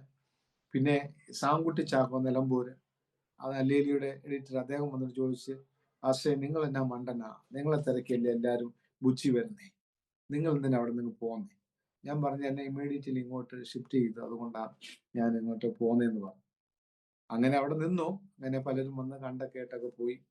പിന്നെ ഞങ്ങളുടെ ജീവിതത്തിൽ വലിയൊരു ശോധനയിൽ കൂടെ കടന്നു പോകേണ്ട അവസ്ഥ വന്നു. വൈഫാണെങ്കിൽ കരച്ചിലും സങ്കടവും ഒരു വലിയൊരു ഡിപ്രഷനിൽ കൂടെ കടന്നുപോയി. 2004 നമുക്കവിടെ നിൽക്കാൻ പറ്റാത്തൊരു കണ്ടീഷനായ സമയത്ത് ഈ ഗുജറാത്ത് സ്റ്റേറ്റിന്റെ പ്രതിനിധികളൊക്കെ കടന്നു വന്നിട്ട് ഒരു ദിവസം വൈകുന്നേരം എന്നെ ഫോൺ ചെയ്ത്, ജോൺസൺ പാസ്റ്ററെ ഞങ്ങൾ അങ്ങോട്ടൊന്ന് വരുന്നുണ്ട്. ഞാൻ പറഞ്ഞു വരാൻ പറഞ്ഞു. അപ്പൊ ഞാൻ വിചാരിച്ച് നമുക്ക് വേണ്ടി പ്രാർത്ഥിക്കാനാ വരുന്നതെന്ന്. അങ്ങനെ അവരവിടെ നിന്ന് കടന്നു വന്നു. അതിൽ KV എബ്രഹാം എന്നാണ്, അദ്ദേഹമാണ് പ്രസിഡന്റ്. എന്നെ മാറ്റി കൊണ്ടുപോയിട്ട് എന്നോട് പറഞ്ഞ്, എൻ്റെ കയ്യിൽ ഒരു 5000 രൂപ എടുത്തിട്ട് പറഞ്ഞ്, ഇനി നിങ്ങളിവിടെ നിൽക്കണ്ട, നാട്ടിലേക്ക് പൊക്കോ, നിങ്ങളെ കൊണ്ട് കർത്താവിന് വേല ചെയ്യാൻ ബുദ്ധിമുട്ടാണെന്ന്. ഞാൻ വളരെ നിരാശയോടുകൂടെ ആ പൈസ വാങ്ങി അലമാരി വെച്ചിട്ട്, അന്ന് ഞങ്ങളുടെ സെൻട്രൽ പാസ്റ്റർ ആയിരുന്നു പാസ്റ്റർ ബാബുച്ചെറിയാൻ പാസ്റ്ററിനെ വിളിച്ചിട്ട് ഞാൻ പറഞ്ഞു, പാസ്റ്ററെ ഇന്ന പോലൊരു സംഭവം ഉണ്ട്, എന്ത് ചെയ്യണം? അപ്പം പാസ്റ്റർ ഞങ്ങളെ പ്രാർത്ഥിച്ചു വിട്ടത്, ഈ ഫോമോ നടക്കുന്നതിന് മുമ്പ് ബാബുച്ചെറിയാൻ പാസ്റ്ററിനെ ഞങ്ങള് ബുച്ചി കൊണ്ടുവന്ന് ഒരു കൺവെൻഷനിൽ പ്രസംഗിപ്പിച്ചതാ. അതിന് ചില മാസങ്ങൾ കഴിഞ്ഞപ്പോഴാണ് ഫോമോ ഉണ്ടാകുന്നത്. അപ്പം അദ്ദേഹം പറഞ്ഞു, മോനെ, കർത്താവാണ് നിന്നെ വേലയ്ക്ക് വിളിച്ചത്, മനുഷ്യനാരുമല്ല, നീ ധൈര്യമായിട്ട് വാ, എന്റെ സെന്ററും ദൈവദാസന്മാരും സഭയും നിനക്ക് വേണ്ടി പ്രാർത്ഥിക്കുന്നു പറഞ്ഞു. അങ്ങനെ ഞങ്ങൾ നാട്ടിൽ വന്ന് കുറച്ചു നേരം നിന്നു. കാരണം ആൾക്കാർ ചോദിക്കാൻ, നിങ്ങൾ എന്താ മടങ്ങി പോകാത്തെ? കാരണം നമ്മളെ നാട്ടിൽ ചെല്ലുമ്പോൾ ആൾക്കാർ ചോദിക്കും, എന്നാ വന്നേ? കുറച്ച് കഴിയുമ്പോൾ ചോദിക്കും, നിങ്ങൾ എന്നാ പോകുന്നേ? ഇങ്ങനെയൊക്കെ ചോദ്യം 10 ദിവസത്തിനൊക്കെ ഞങ്ങൾ നാട്ടിൽ വരാറുള്ളൂ. കാരണം സഭ ചാർജ് എടുക്കുന്ന യുവാസന്മാരെ അറിയാമല്ലോ, അധികം നേരം നാട്ടിൽ നിൽക്കാൻ പറ്റത്തില്ല. അങ്ങനെ 10 ദിവസം കഴിയുമ്പോൾ തിരിച്ചു പോരും. ഇത് 2-3 മാസമായിട്ടും പോകുന്നില്ല. അപ്പം എല്ലാവരും ചോദിക്കാൻ തുടങ്ങി, എന്താ പോകാത്തത്? അങ്ങനെ അവിടെ നിന്നു. ചില ദിവസങ്ങൾ മുന്നോട്ട് കടന്നുപോയി. ഞങ്ങൾക്ക് അവിടെ കണ്ടിന്യൂസ് ചെയ്യാൻ പറ്റാത്തൊരവസ്ഥയിലൂടെ കടന്നുപോയി. അങ്ങനെ ഇരിക്കുമ്പോഴാണ് എനിക്ക് അൺസോളിന്റെ അടുത്ത് കലോൾ എന്ന് പറഞ്ഞൊരു സ്ഥലമുണ്ട്, മെസാനയ്ക്ക് അടുത്തൊരു കലോൾ. അവിടെ ചർച്ചിലേക്ക് ഒരു പോസ്റ്റിംഗ് വന്നു. ഞാൻ പിന്നെ അവിടെ വന്ന് കുറച്ച് നാളവിടെ നിന്ന ശേഷം അവിടെ നിന്ന് ഞങ്ങൾ തിരിച്ച് UP-യിലെ റായ്ബറയിലേക്ക് പോകാനിടയായി. ഈ സമയങ്ങളെല്ലാം ഞങ്ങളുടെ ജീവിതത്തിൽ ഒത്തിരി കഷ്ടതയുടെ തീച്ചുളിലൂടെ കടന്നു പോവുകയാണ്. കാരണം വൈഫിന് കുഞ്ഞിന്റെ മരണം ഉൾക്കൊള്ളാൻ പറ്റാത്ത നിലയിൽ ഒരു വലിയൊരു ഭാരം അവളുടെ ജീവിതത്തിലുണ്ടായി. അത് ചില സമയങ്ങളിൽ വയലൻ്റായി വരും, ഡിപ്രഷൻ സ്റ്റൈലിലൊക്കെ കടന്നു വരും. അങ്ങനെ മുന്നോട്ട് കടന്നു പോകുന്ന ഒരു സന്ദർഭങ്ങളായിരുന്നു. അപ്പം നാട്ടിൽ കൊണ്ടുവന്ന പല കുമ്പനാട് കൺവെൻഷന് കൊണ്ടുവന്ന് ഞങ്ങൾ പ്രാർത്ഥിച്ച് മടങ്ങിപ്പോരും. അവരുടെ ഫാമിലി സുഹൃത്താണ് പാസ്റ്റർ ജേക്കബ് ജോൺ. നേരത്തെ IPC പ്രസിഡന്റ് ആയിരുന്നു. അദ്ദേഹം പഞ്ചാബിലുള്ള കർത്തദാസൻ. പല പ്രാവശ്യം വരികയും ഞങ്ങളെ സ്നേഹിക്കുകയും ഞങ്ങൾക്ക് വേണ്ടി പ്രാർത്ഥിക്കുകയും ഒക്കെ ചെയ്യും. അങ്ങനെ ഇരിക്കുമ്പോൾ ഞങ്ങൾ പിന്നെ നാട്ടിൽ വരുന്ന സമയത്ത് കോലഞ്ചേരിയിലെ മെഡിക്കൽ മിഷൻ ഹോസ്പിറ്റലിൽ കടന്നു പോകാനും വൈഫിനുള്ള ട്രീറ്റ്മെന്റിന് വേണ്ടിയൊക്കെ കടന്നുപോയി. അങ്ങനെ ഞങ്ങൾ മുന്നോട്ട് പോകുന്ന സമയത്ത് തൊടുപുഴ തന്നെ AG-യിലെ ഒരു ഐസക് സാർ ഉണ്ടായിരുന്നു. ഇതിന് മെന്റൽ പേഷ്യൻസിനെയൊക്കെ ട്രീറ്റ്മെന്റ് ചെയ്യുന്ന കർത്താസനാണ്. അവിടെ കടന്നു പോകാൻ അവസരം ലഭിച്ചു. അവിടെയൊക്കെ കടന്നുപോയി. ഹിപ്നോട്ടിസവും ഹിപ്നോതെറാപ്പി ഒക്കെ ഞങ്ങൾ ചെയ്തു നോക്കി. പക്ഷെ ഒരു മാറ്റം അതിൽ കാണാതെ വന്നു. അങ്ങനെ നിരാശയിലും പ്രാർത്ഥനയിലും ഒക്കെ പോവുക. ഒത്തിരി ദൈവദാസന്മാര് നമുക്ക് വേണ്ടി പ്രാർത്ഥിക്കുന്നുണ്ട്. അറിഞ്ഞറിഞ്ഞു വരുന്നവരുണ്ട്. നിങ്ങളെക്കുറിച്ചൊരു കാഴ്ചപ്പാടുണ്ടായി, അല്ലെങ്കിൽ വെളിപ്പാടുണ്ടായി എന്ന് പറഞ്ഞ് വന്ന ദൈവദാസന്മാരുണ്ട്. എന്നോട് പറഞ്ഞ പാസ്റ്ററെ, ഈ വിഷയത്തിന് വേണ്ടി ഞങ്ങൾ പ്രാർത്ഥിക്കാം, ടിക്കറ്റും പൈസ മാത്രം തന്നാൽ മതി, ജീവൻ വെച്ചുള്ള കളിയാന്നൊക്കെ പറഞ്ഞ് വന്നവരുമുണ്ട്. പക്ഷെ ഈ വിഷയത്തിനൊന്നും ഒരു വിടുതലും കിട്ടുന്നില്ല. ഈ സമയം ഞങ്ങളുടെ ശുശ്രൂഷയിൽ ഒത്തിരി പേർക്ക് വിടുതലുണ്ട്. പക്ഷെ ഞങ്ങളുടെ ജീവിതത്തിൽ ഒരു വിടുതലില്ലാതെ ഞങ്ങൾ കടന്നുകൊണ്ട് പോവുകയാണ്. ആ സന്ദർഭത്തില് റായ്ബറയിൽ വെച്ച് ഇങ്ങനെ ഒരു ചെറിയൊരു വിഷയം ഉണ്ടായി. കുഞ്ഞിനെ അങ്ങനെ ഉപദ്രവിച്ച സമയത്ത് ഞാൻ ഓടിച്ചെന്ന പിടിച്ച സമയത്ത് തന്നെ ഒരു കത്തിയെടുത്ത് എന്നെ ഭീഷണിപ്പെടുത്തി. അപ്പൊ സഭയിലെ അടുത്ത ഡോറ് തുറന്നു കഴിഞ്ഞാൽ അടുത്ത ഫ്ലാറ്റിലെ ആൾക്കാരാണ്. അവർ പെട്ടെന്ന് ഓടി വന്ന് കത്തി പിടിച്ചു വാങ്ങി. അങ്ങനെ ഒരു സന്ദർഭം ഉണ്ടായി. അവരത് അന്ന് ഞാൻ ഡൽഹി സ്റ്റേറ്റിലെ NR-നോടുള്ള ബന്ധത്തിലാണ്.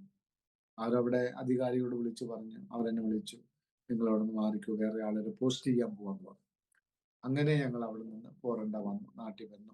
കുറച്ചു നേരം നിന്ന സമയത്ത് എൻ്റെ ഒരു സ്നേഹിതൻ പാസ്റ്റർ ബോബസ് എന്ന് പറയും. ചില മാസങ്ങൾക്ക് മുമ്പ് ജയ്പൂരിൽ അദ്ദേഹത്തെ ക്രൂരമായിട്ട് ചർച്ചിൽ കയറി അടിക്കുവാനും, തിരുവനന്തപുരത്തുള്ള കർത്തദാസനാണ് അദ്ദേഹം, എൻ്റെ സ്നേഹിതനാണ്, ക്രൂരമായി മർദ്ദിച്ച ദൈവദാസനാണ് അദ്ദേഹത്തെ. അദ്ദേഹം എന്നോട് പറഞ്ഞതിനെ പോലെ IPC ഡൽഹി സ്റ്റേറ്റിലെ ഗുഡ്ഗാവില് ഒരു ചർച്ചില് പാസ്റ്റർ അലക്സാണ്ടർ മുഞ്ഞൊരു കർത്തദാസനുണ്ട്. അദ്ദേഹത്തിന്റെ വൈഫിന് നാട്ടിലേക്ക് ട്രാൻസ്ഫർ ആയി. ആ ചർച്ചിൽ വേക്കൻസി വരുന്നുണ്ട്, പാസ്റ്റർ കെ ജോയിച്ചാനെ പോയി കാണാൻ പറഞ്ഞു. അങ്ങനെ ഞങ്ങള് ഈ കെ ജോയിച്ചാനെ കാണാൻ വേണ്ടി ഈ ബോസ് പാസ്റ്ററും ഞാനും കൂടെ കൂടി കടന്നു വരികയും ജോയിച്ചാനെ കാണുകയും, അങ്ങനെ ഗുഡ്ഗാവിലുള്ള IPC സഭയിലെ ചർച്ചിലേക്ക് എനിക്ക് പോസ്റ്റിംഗ് ലഭിച്ചു. 4 വർഷം അവിടെ നിൽപ്പാൻ ദൈവം കൃപ നൽകി. ഈ 4 വർഷം എന്ന് പറഞ്ഞാല് ഡോക്ടർമാർ പറഞ്ഞു, നിങ്ങൊരു കുട്ടിയില്ലേ മരിച്ചുപോയ, കുട്ടി ഉണ്ടായ വേറൊരു കുട്ടിയെ ദൈവം നൽകി തന്ന ഇത് ഈ പ്രശ്നത്തിന് ഒരു സോൾവ് ഉണ്ടാവും എന്ന് പറഞ്ഞു. അങ്ങനെ ഒരു കുട്ടി ജനിച്ചു. വീണ്ടും ഞങ്ങൾക്ക് ഒരു പെൺകുഞ്ഞിനെ ദൈവം നൽകി തന്ന, 2 പെൺകുഞ്ഞുങ്ങളായി. ഈ പെൺകുഞ്ഞുങ്ങളെ വേണ്ട വിധത്തിലൊന്ന് നോക്കാനുള്ളൊരു മാനസിക സ്ഥിതിയൊന്നും പ്രിയപ്പെട്ടവർക്കുണ്ടായി ഇല്ല എന്നുള്ളത് വാസ്തവമായി വന്നു. അങ്ങനെ മുന്നോട്ട് പോവുകയാണ്. അവിടെ ദൈവത്തിന്റെ കൃപയാല് 4 വർഷം അവിടെ നിന്നു. എന്നാൽ അവിടെ ഒത്തിരി പ്രതികൂലങ്ങൾ കൂടെ കടന്നു കൊണ്ട് വന്നു. പ്രതിസന്ധി ഭയങ്കരമായിട്ട് ജീവിതത്തിൽ ആഞ്ഞടിച്ച് നമുക്ക് നിൽക്കാൻ പറ്റാത്ത കണ്ടീഷനായി. അങ്ങനെ പോവുകയാണ് ഞങ്ങൾ, മുന്നോട്ട് നിൽക്കാൻ പറ്റാത്ത അവസ്ഥയിലൂടെ പോവാം.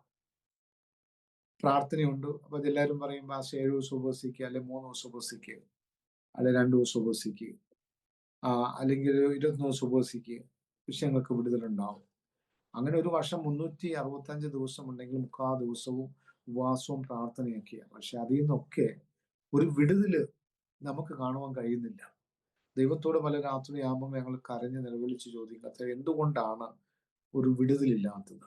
അപ്പോൾ ദൈവം കാൽവരി ക്രൂശില് നമ്മുടെ കർത്താവ് ക്രൂശിക്കപ്പെട്ട സമയത്ത് പിതാവ് മുഖം തിരിച്ച പോലെ പലവട്ടം ദൈവം മുഖം തിരിക്കുന്ന അവസ്ഥയാണ് ഞങ്ങളുടെ ജീവിതത്തിൽ ഉണ്ടായത്. അങ്ങനെ ഞങ്ങൾ അവിടെ നിന്നു. 2008 ഒരു വലിയൊരു പ്രതികൂലങ്ങൾ കൂടെ കടന്നുപോവുകയാണ്. അപ്പോൾ ചർച്ചില് ചില സമയത്ത് പുള്ളിക്കാരിയിൽ നിന്ന് ചില അസ്വസ്ഥതകളൊക്കെ ഉണ്ടാവും. ആ സമയത്ത് ചർച്ചില് ആൾക്കാർ കുറേയൊക്കെ അവർ സഹിച്ചു, അങ്ങനെ മുന്നോട്ട് പോകും.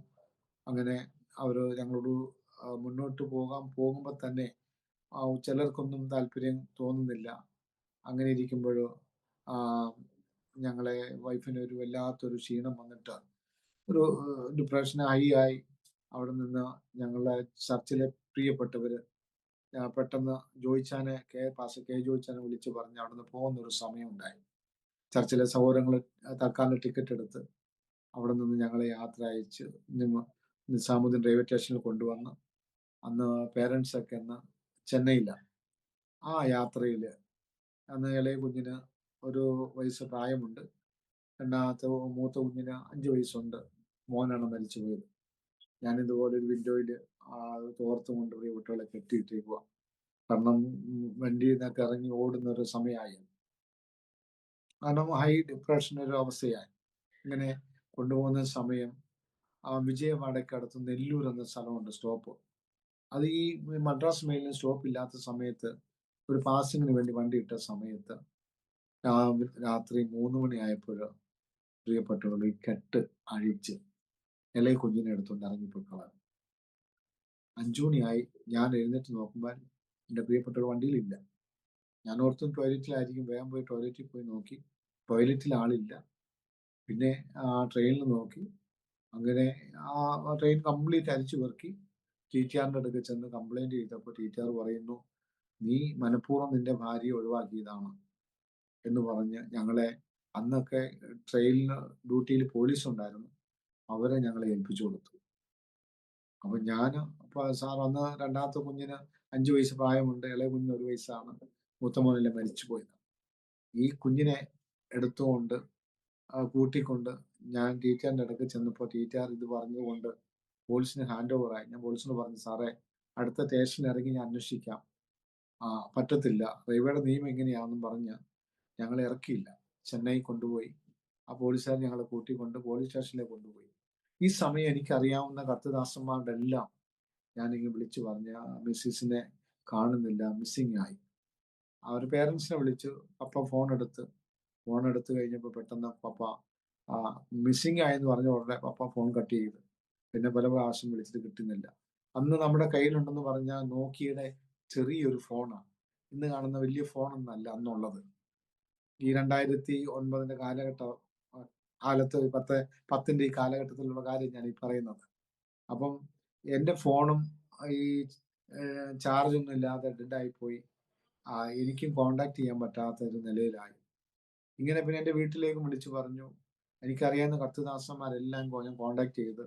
ഇന്ന് ഷാജിയൻ പോൾ ഉണ്ട്, കോട്ടയത്തുള്ള ജീസസ് സോഴ്സിലെ അനി ജോർജ്, ഞങ്ങൾ ഇവരെല്ലാം ഒന്നിച്ച് പഠിച്ചതാ. പിന്നെ കായംകുളത്തുള്ള വർഗീസ് ബേബി, ഇവരോടെല്ലാം ഞാൻ പറഞ്ഞു. എന്നാലും വർഗീസ് ബേബി ഞാൻ വിളിക്കുമ്പോൾ രാവിലെ അദ്ദേഹം പ്രെയർ റൂമിലാണ്. അദ്ദേഹം എന്നോട് വിളിച്ചിട്ട് പറഞ്ഞ്, ജോൺസൺ ഞാൻ ഫോൺ തിരിച്ചു വിളിക്കാം, 20 മിനിറ്റ് കഴിയട്ടെ, ഞാൻ പ്രാർത്ഥനയിൽ ഇരിക്കുക, അത് കഴിഞ്ഞ് വിളിക്കാന്ന് പറഞ്ഞു.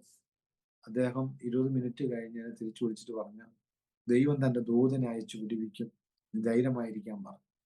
ആ സമയത്ത് ഒരു ആലോചന ഏറ്റെടുക്കാനുള്ളൊരു മാനസിക സ്ഥിതി എനിക്കില്ലായിരുന്നു. എന്നാൽ പ്രിയപ്പെട്ടവള് ഇറങ്ങി ഈ ഇളയ കുഞ്ഞിനെ എടുത്തുകൊണ്ട് ഏകദേശം 6 കിലോമീറ്റർ നടന്ന് ഒരു ഗ്രാമത്തിൽ ബസ് സ്റ്റാൻഡിൽ പോയി നിൽക്കുകയാണ്. അയാൾ 3 ഭാഷയിൽ ട്രാൻസ്ലേഷൻ ചെയ്യും.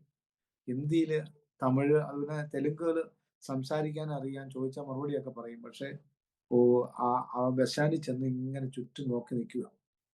എങ്ങനെയോ അവിടെ വന്ന് പെട്ടുപോയി. അപ്പം രാവിലെ ആൾക്കാരെല്ലാം ചുറ്റും കൂടി നിൽക്കുന്നു. എന്നാൽ എൻ്റെ ദൈവം ആ ദൈവദാസനെ കൂടെ അറിയിച്ച ആലോചന, ദൈവം തന്റെ ദൂതൻ അയച്ചു വിടുവിക്കും എന്ന് പറഞ്ഞ പോലെ, ആ നെല്ലൂര് കാൽവറി ബെന്തക്കോസ് എന്നൊരു ചർച്ചുണ്ട്. നമ്മൾ ഗൂഗിൾ സെർച്ച് ചെയ്ത് എപ്പോഴും കാണാൻ പറ്റും. ആ കാൽവറി ബെന്തക്കോസ് ചർച്ച് എന്ന് പറഞ്ഞാൽ ആ ചർച്ചിന്റെ പ്രത്യേകത, അവിടെ പാവപ്പെട്ട വിശ്വാസികളാണ് ഏറ്റവും കൂടുതലുള്ളത്. റെയിൽവേയിൽ മിറ്റിൽ ജോലിക്ക് പോകുന്നവരും കൂലിപ്പണിക്ക് പോകുന്നവരും തെലുങ്കരായിരിക്കുന്ന അങ്ങനെ ഒട്ട പ്രിയപ്പെട്ട വിശ്വാസി നമുക്കറിയാം. അവര് നേരത്തെ ഭക്ഷണം കഴിച്ച് നേരത്തെ കിടന്നുറങ്ങും. അതിരാവിലെ എഴുന്നേറ്റ് ഭക്ഷണം പ്രിപ്പയർ ചെയ്ത് വിശ്വാസികളായിരിക്കുന്ന പലര് ഈ ചർച്ചുകളിൽ ചെന്ന് ചർച്ചിലെ പ്രാർത്ഥന കഴിഞ്ഞ് അവിടുന്ന് പല സ്ഥലങ്ങളിലേക്ക് ജോലിക്കായിട്ട് കടന്നു പോകുന്നത്. എന്നാൽ ഈ സഭയുടെ പ്രത്യേകത, എല്ലാ ദിവസവും 2 സഹോദരങ്ങളെ ഈ ട്രാക്റ്റും കൊടുത്ത് രാവിലെ പറഞ്ഞു വിടും. അങ്ങനെ പറഞ്ഞു വിടുമ്പോൾ അതിൽ തീമത്തി എന്ന് പറഞ്ഞൊരു കർത്തദാസന്റെ ഹൃദയത്തിന്റെ ഉള്ളില് ദൈവാത്മാ പ്രേരിപ്പിക്കുകയാണ്, ഇന്ന് നമുക്ക് ബസ് സ്റ്റാൻഡിൽ പോയി ട്രാക്റ്റ് കൊടുത്ത് തുടങ്ങാം. അദ്ദേഹത്തിന്റെ കൂടെ വേറൊരു സഹോദരനും കൂടെ ഉണ്ടായിരുന്നു. അങ്ങനെ അദ്ദേഹം അവിടെ കടന്നു വരുമ്പോൾ എൻ്റെ മിസ്സസിന്റെ ചുറ്റും ആൾക്കാർ കൂടി നിൽക്കുകയെന്ന് പറഞ്ഞു. അപ്പൊ അവരടുത്ത് വന്ന് നോക്കുമ്പോൾ അവരും വന്ന് നോക്കിയിട്ട് തിരിച്ചു പോവുക. വീണ്ടും ഇദ്ദേഹത്തോട് ദൈവത്തിന്റെ ആത്മാവ് വ്യക്തമായി ഇടപെടാൻ തുടങ്ങി. അല്പം കൂടെ മുന്നോട്ട് ചെല്ലാൻ പറഞ്ഞു. അദ്ദേഹം അല്പം കൂടെ മുന്നോട്ട് വന്നു. എന്നാൽ ഞാൻ ഈ ഗുഡ്ഗാവിൽ നിന്ന് ഞങ്ങളെ പോകുന്ന സമയത്ത് ഒരു ദൈവാസി എന്നോട് പറഞ്ഞു, ഭാഷേ ആരുടെ അടുത്തേക്കാ പോകുന്നേ, എങ്ങോട്ടാ പോകുന്നതെന്നോ ഒരു പേപ്പറിൽ എഴുതി പ്രിയപ്പെട്ടുള്ള ബൈബിളിനകത്ത് വെക്കാൻ പറഞ്ഞാൽ, ഞാൻ പെട്ടെന്ന് ചർച്ചിന് ലെറ്റർ പാഡ് വലിച്ചു കീറിയിട്ട് എൻ്റെ ഫാദർ ലോയുടെ പേരും ഫോൺ നമ്പറും എൻ്റെ ഫോൺ നമ്പറും സഹിതം എഴുതി വൈഫിന്റെ ബൈബിളിനകത്ത് വെച്ചു. ഇത് ഞാൻ മറന്നുപോയി. എന്നാൽ ഈ ദൈവാസന്മാര് അവിടെ വന്നു കണ്ടു കഴിഞ്ഞ് കുറച്ചും കൂടെ ഫ്രണ്ടിലേക്ക് വരുമ്പോൾ കാണുന്നത് വൈഫിനെയാണ്. വൈഫ് ഇങ്ങനെ ഒരു കുഞ്ഞിനെ തോളയിട്ടുകൊണ്ട് ഇങ്ങനെ ഇരിക്കുന്ന, ചുറ്റും ഇങ്ങനെ നോക്കുവാണ്. വഴിതെറ്റി വന്ന പോലെ അവർക്ക് മനസ്സിലായി. അവരടുത്ത് ചെന്നു. കുഞ്ഞിനെ ചോദിച്ചപ്പോൾ കുഞ്ഞിനെ അങ്ങ് കൊടുത്ത് അവരാംഗ്യം കാണിച്ച് അവരങ്ങ് കൊണ്ടുപോയി. ആ ചർച്ചിൽ ചെന്ന് ആ ദൈവദാസനോട് കാര്യങ്ങൾ സംസാരിച്ച് വഴിതെറ്റി വന്നതാണെന്ന് തോന്നുന്നത്. എന്നാൽ അവരെ ആകർഷിച്ച വേറൊരു കാര്യമുണ്ട്.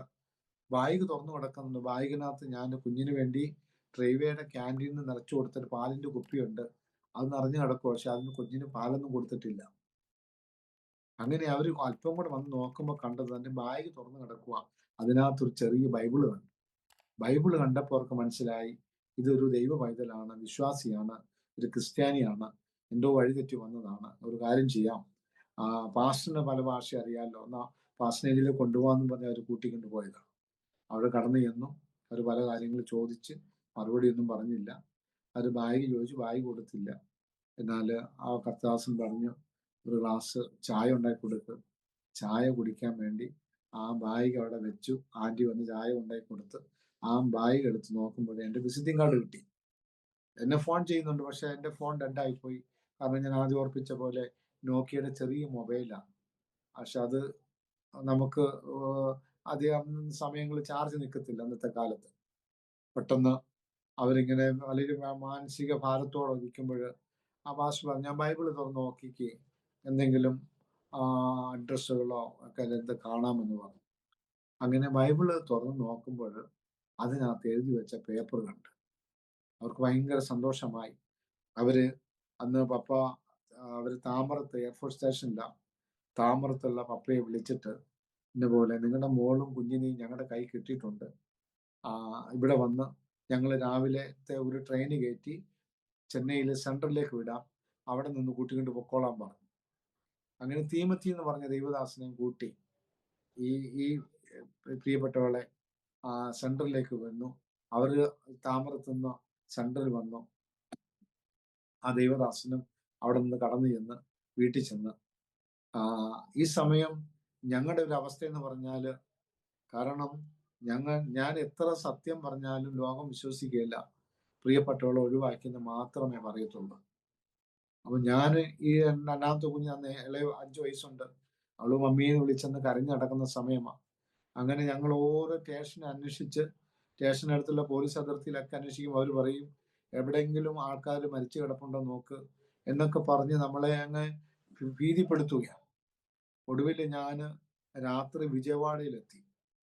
വിജയവാഡ എത്തിക്കഴിഞ്ഞ് എൻ്റെ ഉള്ളിലേക്ക് ഒരു ബെഞ്ചിൽ ഞാൻ നിരാശയോടെ ഇരിക്കുമ്പോഴാണ് എൻ്റെ ഉള്ളിലേക്ക് സാത്താൻ ഒരു തോട്ട്സ് ഇട്ട് തരും, നീ എന്തിനാ ജീവിക്കുന്നേ, നിന്റെ ശുശ്രൂഷ പരാജയമല്ലേ, നിന്റെ കുഞ്ഞ് മരിച്ചുപോയി, വൈഫിന് ഈ അവസ്ഥ, നിന്റെ വൈഫിനെയും കുഞ്ഞിനെ നഷ്ടമായി, ഇനി നീ എന്തിനാ ജീവിക്കുന്നേ, മരിക്കാൻ പറഞ്ഞു.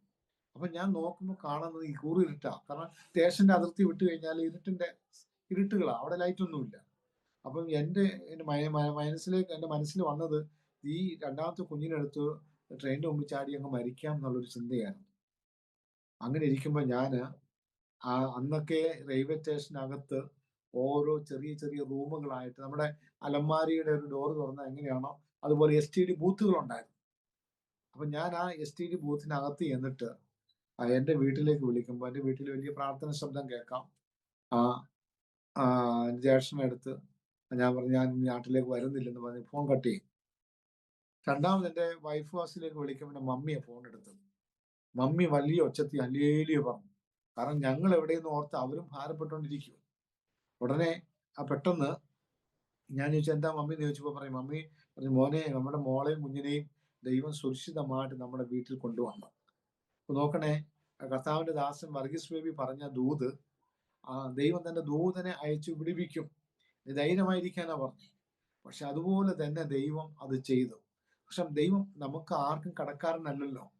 നമ്മുടെ വിഷയങ്ങൾക്ക് ഒരു ഭാഗത്ത് നമുക്ക് വലിയ വേദനയും ഭാരങ്ങളുണ്ടെങ്കിൽ തന്നെ മറുഭാഗത്ത് ദൈവം അതിനുള്ള ശാശ്വതമായ ഒരു വഴി തുറന്നു വെച്ചിട്ട് മാത്രമേ നമ്മെ ഇങ്ങനെയുള്ള പ്രതികൂലങ്ങളിൽ കൂടെ ദൈവം കൊണ്ടുപോകത്തുള്ളൂ. അല്ലാതെ ഒരു വ്യക്തി ഒരു പ്രതികൂലം ഉണ്ടാക്കി കൊടുത്തു കഴിഞ്ഞാൽ സഹിക്കാൻ പറ്റുന്നതിന് മീതെ ദൈവം നമുക്ക് തരത്തില്ല. അപ്പൊ ഈ വർത്തമാനം കേട്ട് കഴിഞ്ഞപ്പോൾ എനിക്ക് സന്തോഷമായി. ഞാൻ പിന്നെ കുഞ്ഞുമായിട്ട് അടുത്ത രാത്രി നേരം വെളുക്കത്തപ്പോൾ ഞങ്ങൾ അടുത്ത ട്രെയിൻ പിടിച്ച് ഞങ്ങൾ ചെന്നൈ വന്നു. ചെന്നൈയിൽ നിന്ന് താമരത്ത് നിന്ന് പ്രിയപ്പെട്ടവളെ കുഞ്ഞിനെ കണ്ട് ദൈവത്തിന്റെ മഹത്വം കൊടുക്കുവാനിടയാ തീർന്നു. അതിനുശേഷം ചില മാസങ്ങൾ താമസിച്ച ശേഷം ഞാൻ തിരിച്ചു കൊണ്ടുവന്നു. അപ്പൊ ഞാൻ ആദ്യം ഓർപ്പിച്ചല്ലോ, ഒരു വർഷം 365 ദിവസം ഉണ്ടെങ്കിൽ ആ ദിവസവും ഉപവാസം, പ്രാർത്ഥനയെ വിഷയങ്ങൾക്ക് ഒരു വിടുതൽ കിട്ടാൻ വേണ്ടി ഒടുവിൽ ഞാൻ ദൈവത്തോട് പറഞ്ഞു, കർത്താവേ, നീ അല്ലെങ്കിൽ ഞങ്ങളുടെ കൂടെ പരിപൂർണ സൗഖ്യത്തോടെ ആ ശുശ്രൂഷയിൽ ദൈവം ഉപയോഗിക്കുക, അല്ലെങ്കിൽ ദൈവഹിതത്തിന് വേണ്ടി ഏൽപ്പിക്കുന്നു പറഞ്ഞു. അങ്ങനെ ഞാൻ ഉപവസിച്ച് പ്രാർത്ഥിച്ചുകൊണ്ടിരിക്കുമ്പോൾ 17ാമത്തെ ദിവസം ദൈവം എനിക്കൊരു ദർശനം നൽകുകയാണ്. ദർശനം പറഞ്ഞാൽ കിടന്നുറങ്ങുകയാണ്. ഇറങ്ങുമ്പോൾ ഒരു മനുഷ്യൻ വന്ന് എൻ്റെ തോൾ ഇങ്ങനെ തട്ടിയിട്ട് പറഞ്ഞു, എൻ്റെ പിന്നാലെ ഇറങ്ങി വരാൻ പറഞ്ഞു. ഞാൻ അദ്ദേഹത്തിന്റെ പിന്നാലെ ഇങ്ങനെ ഇറങ്ങി പോകുന്നു. ആ യാത്ര എന്നെ കൊണ്ടുപോകുന്നു. അദ്ദേഹം മുമ്പിൽ കിടക്കുന്നു, ഞാൻ പുറകെ നടക്കുന്നു. ആ യാത്ര മുന്നോട്ട് ഇങ്ങനെ കൊണ്ടുപോയി ഒരു ചെറിയ നദി കടത്തി. ചെറിയ നദി കടത്തി കഴിഞ്ഞിട്ട് എന്നെ അക്കരെ കിടത്തിയിട്ട് ഇങ്ങനെ കൈ കൊണ്ടിട്ട് പറഞ്ഞ്, ഞാൻ കാണുന്ന കുന്നിന്റെ മുകളിൽ ജീവവൃക്ഷത്തിന്റെ ചെടിയുണ്ട്, പോയി പറിക്കാൻ പറഞ്ഞു.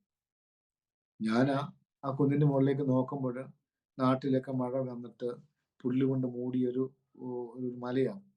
ആരോ ഒരാൾ പോയ ഒരു പാതയും കണ്ട് ഞാൻ അതിൽ കൂടെ നടന്ന് നടന്ന് മുകളിൽ ചെല്ലുമ്പോൾ കണ്ട കാഴ്ച, രണ്ട് വയോധികരായ രണ്ട് അപ്പച്ചന്മാരാ.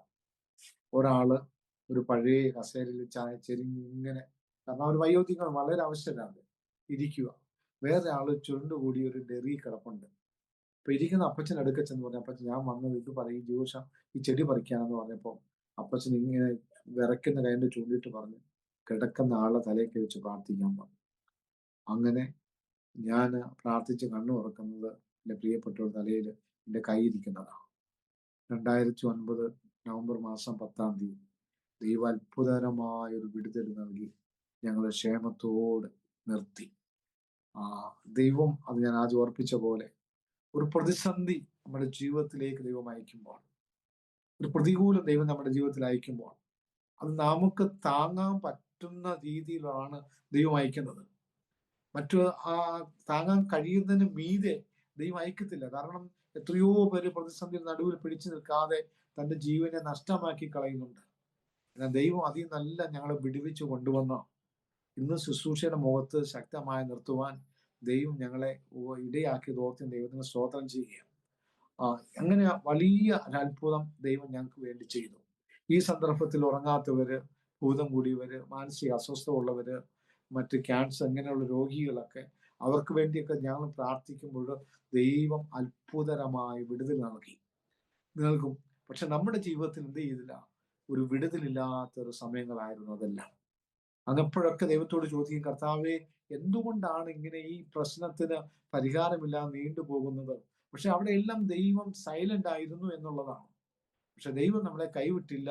ദൈവം ഒരു പർട്ടിക്കുലർ സമയമായപ്പോൾ ഞങ്ങളെ അത് അത്ഭുതകരമായ ഒരു വിടുതല് നൽകി ഞങ്ങൾ ഇത്രത്തോളം കൊണ്ടുവന്നു. എന്നാൽ ആ വർഷം കടന്നുപോയി.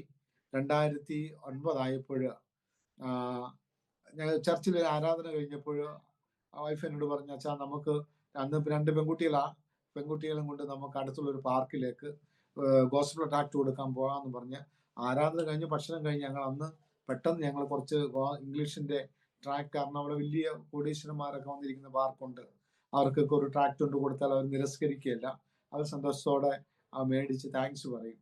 അപ്പൊ ഞങ്ങൾ അത് കൊടുക്കാനായിട്ട് ഇംഗ്ലീഷിന്റെ ന്യൂ ടെസ്റ്റ്മെന്റ് ഒക്കെ ആയിട്ട് പോകുന്ന സമയത്ത്, സ്ഥിരം പോകുന്ന സ്ഥലമാണ്, പക്ഷെ ഞങ്ങൾ ബൈക്ക് ഉണ്ടായിരുന്നു, ബൈക്കിനകത്ത് യാത്ര ചെയ്യുന്ന സമയം എനിക്ക് ആ റൂട്ട് കണ്ണിൽ നിന്ന് മാറിപ്പോയി.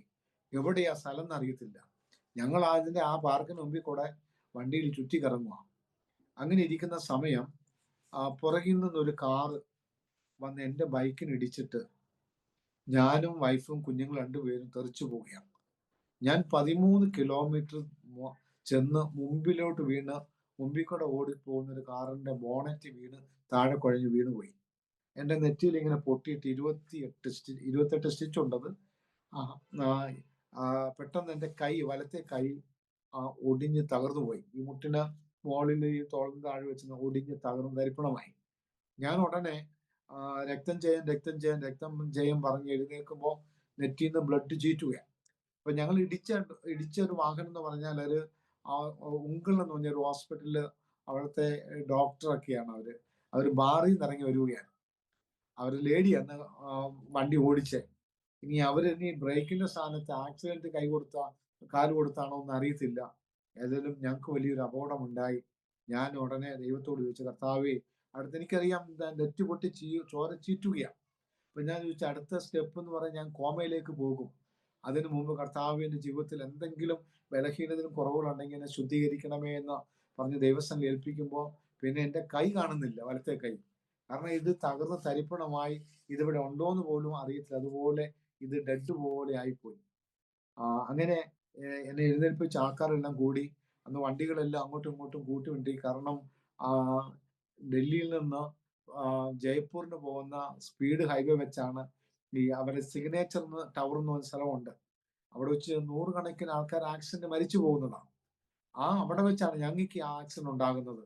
എന്നാൽ എൻ്റെ വൈഫ് അന്ന് സാരി ഉടുത്തത് ആ ബൈക്കിനകത്ത് ആ സാരി ചുറ്റിയിട്ട് പുള്ളിക്കാരി ബ്ലൗസും അതുപോലെ തന്നെ പാവാട ഇട്ടുകൊണ്ട് മാത്രം നിൽക്കുകയാണ്. എല്ലാവർക്കും പരിക്കുണ്ട്. ഇളയ കുഞ്ഞിനെ 5 മിനിറ്റ് കഴിഞ്ഞാണ് കിട്ടുന്നത്.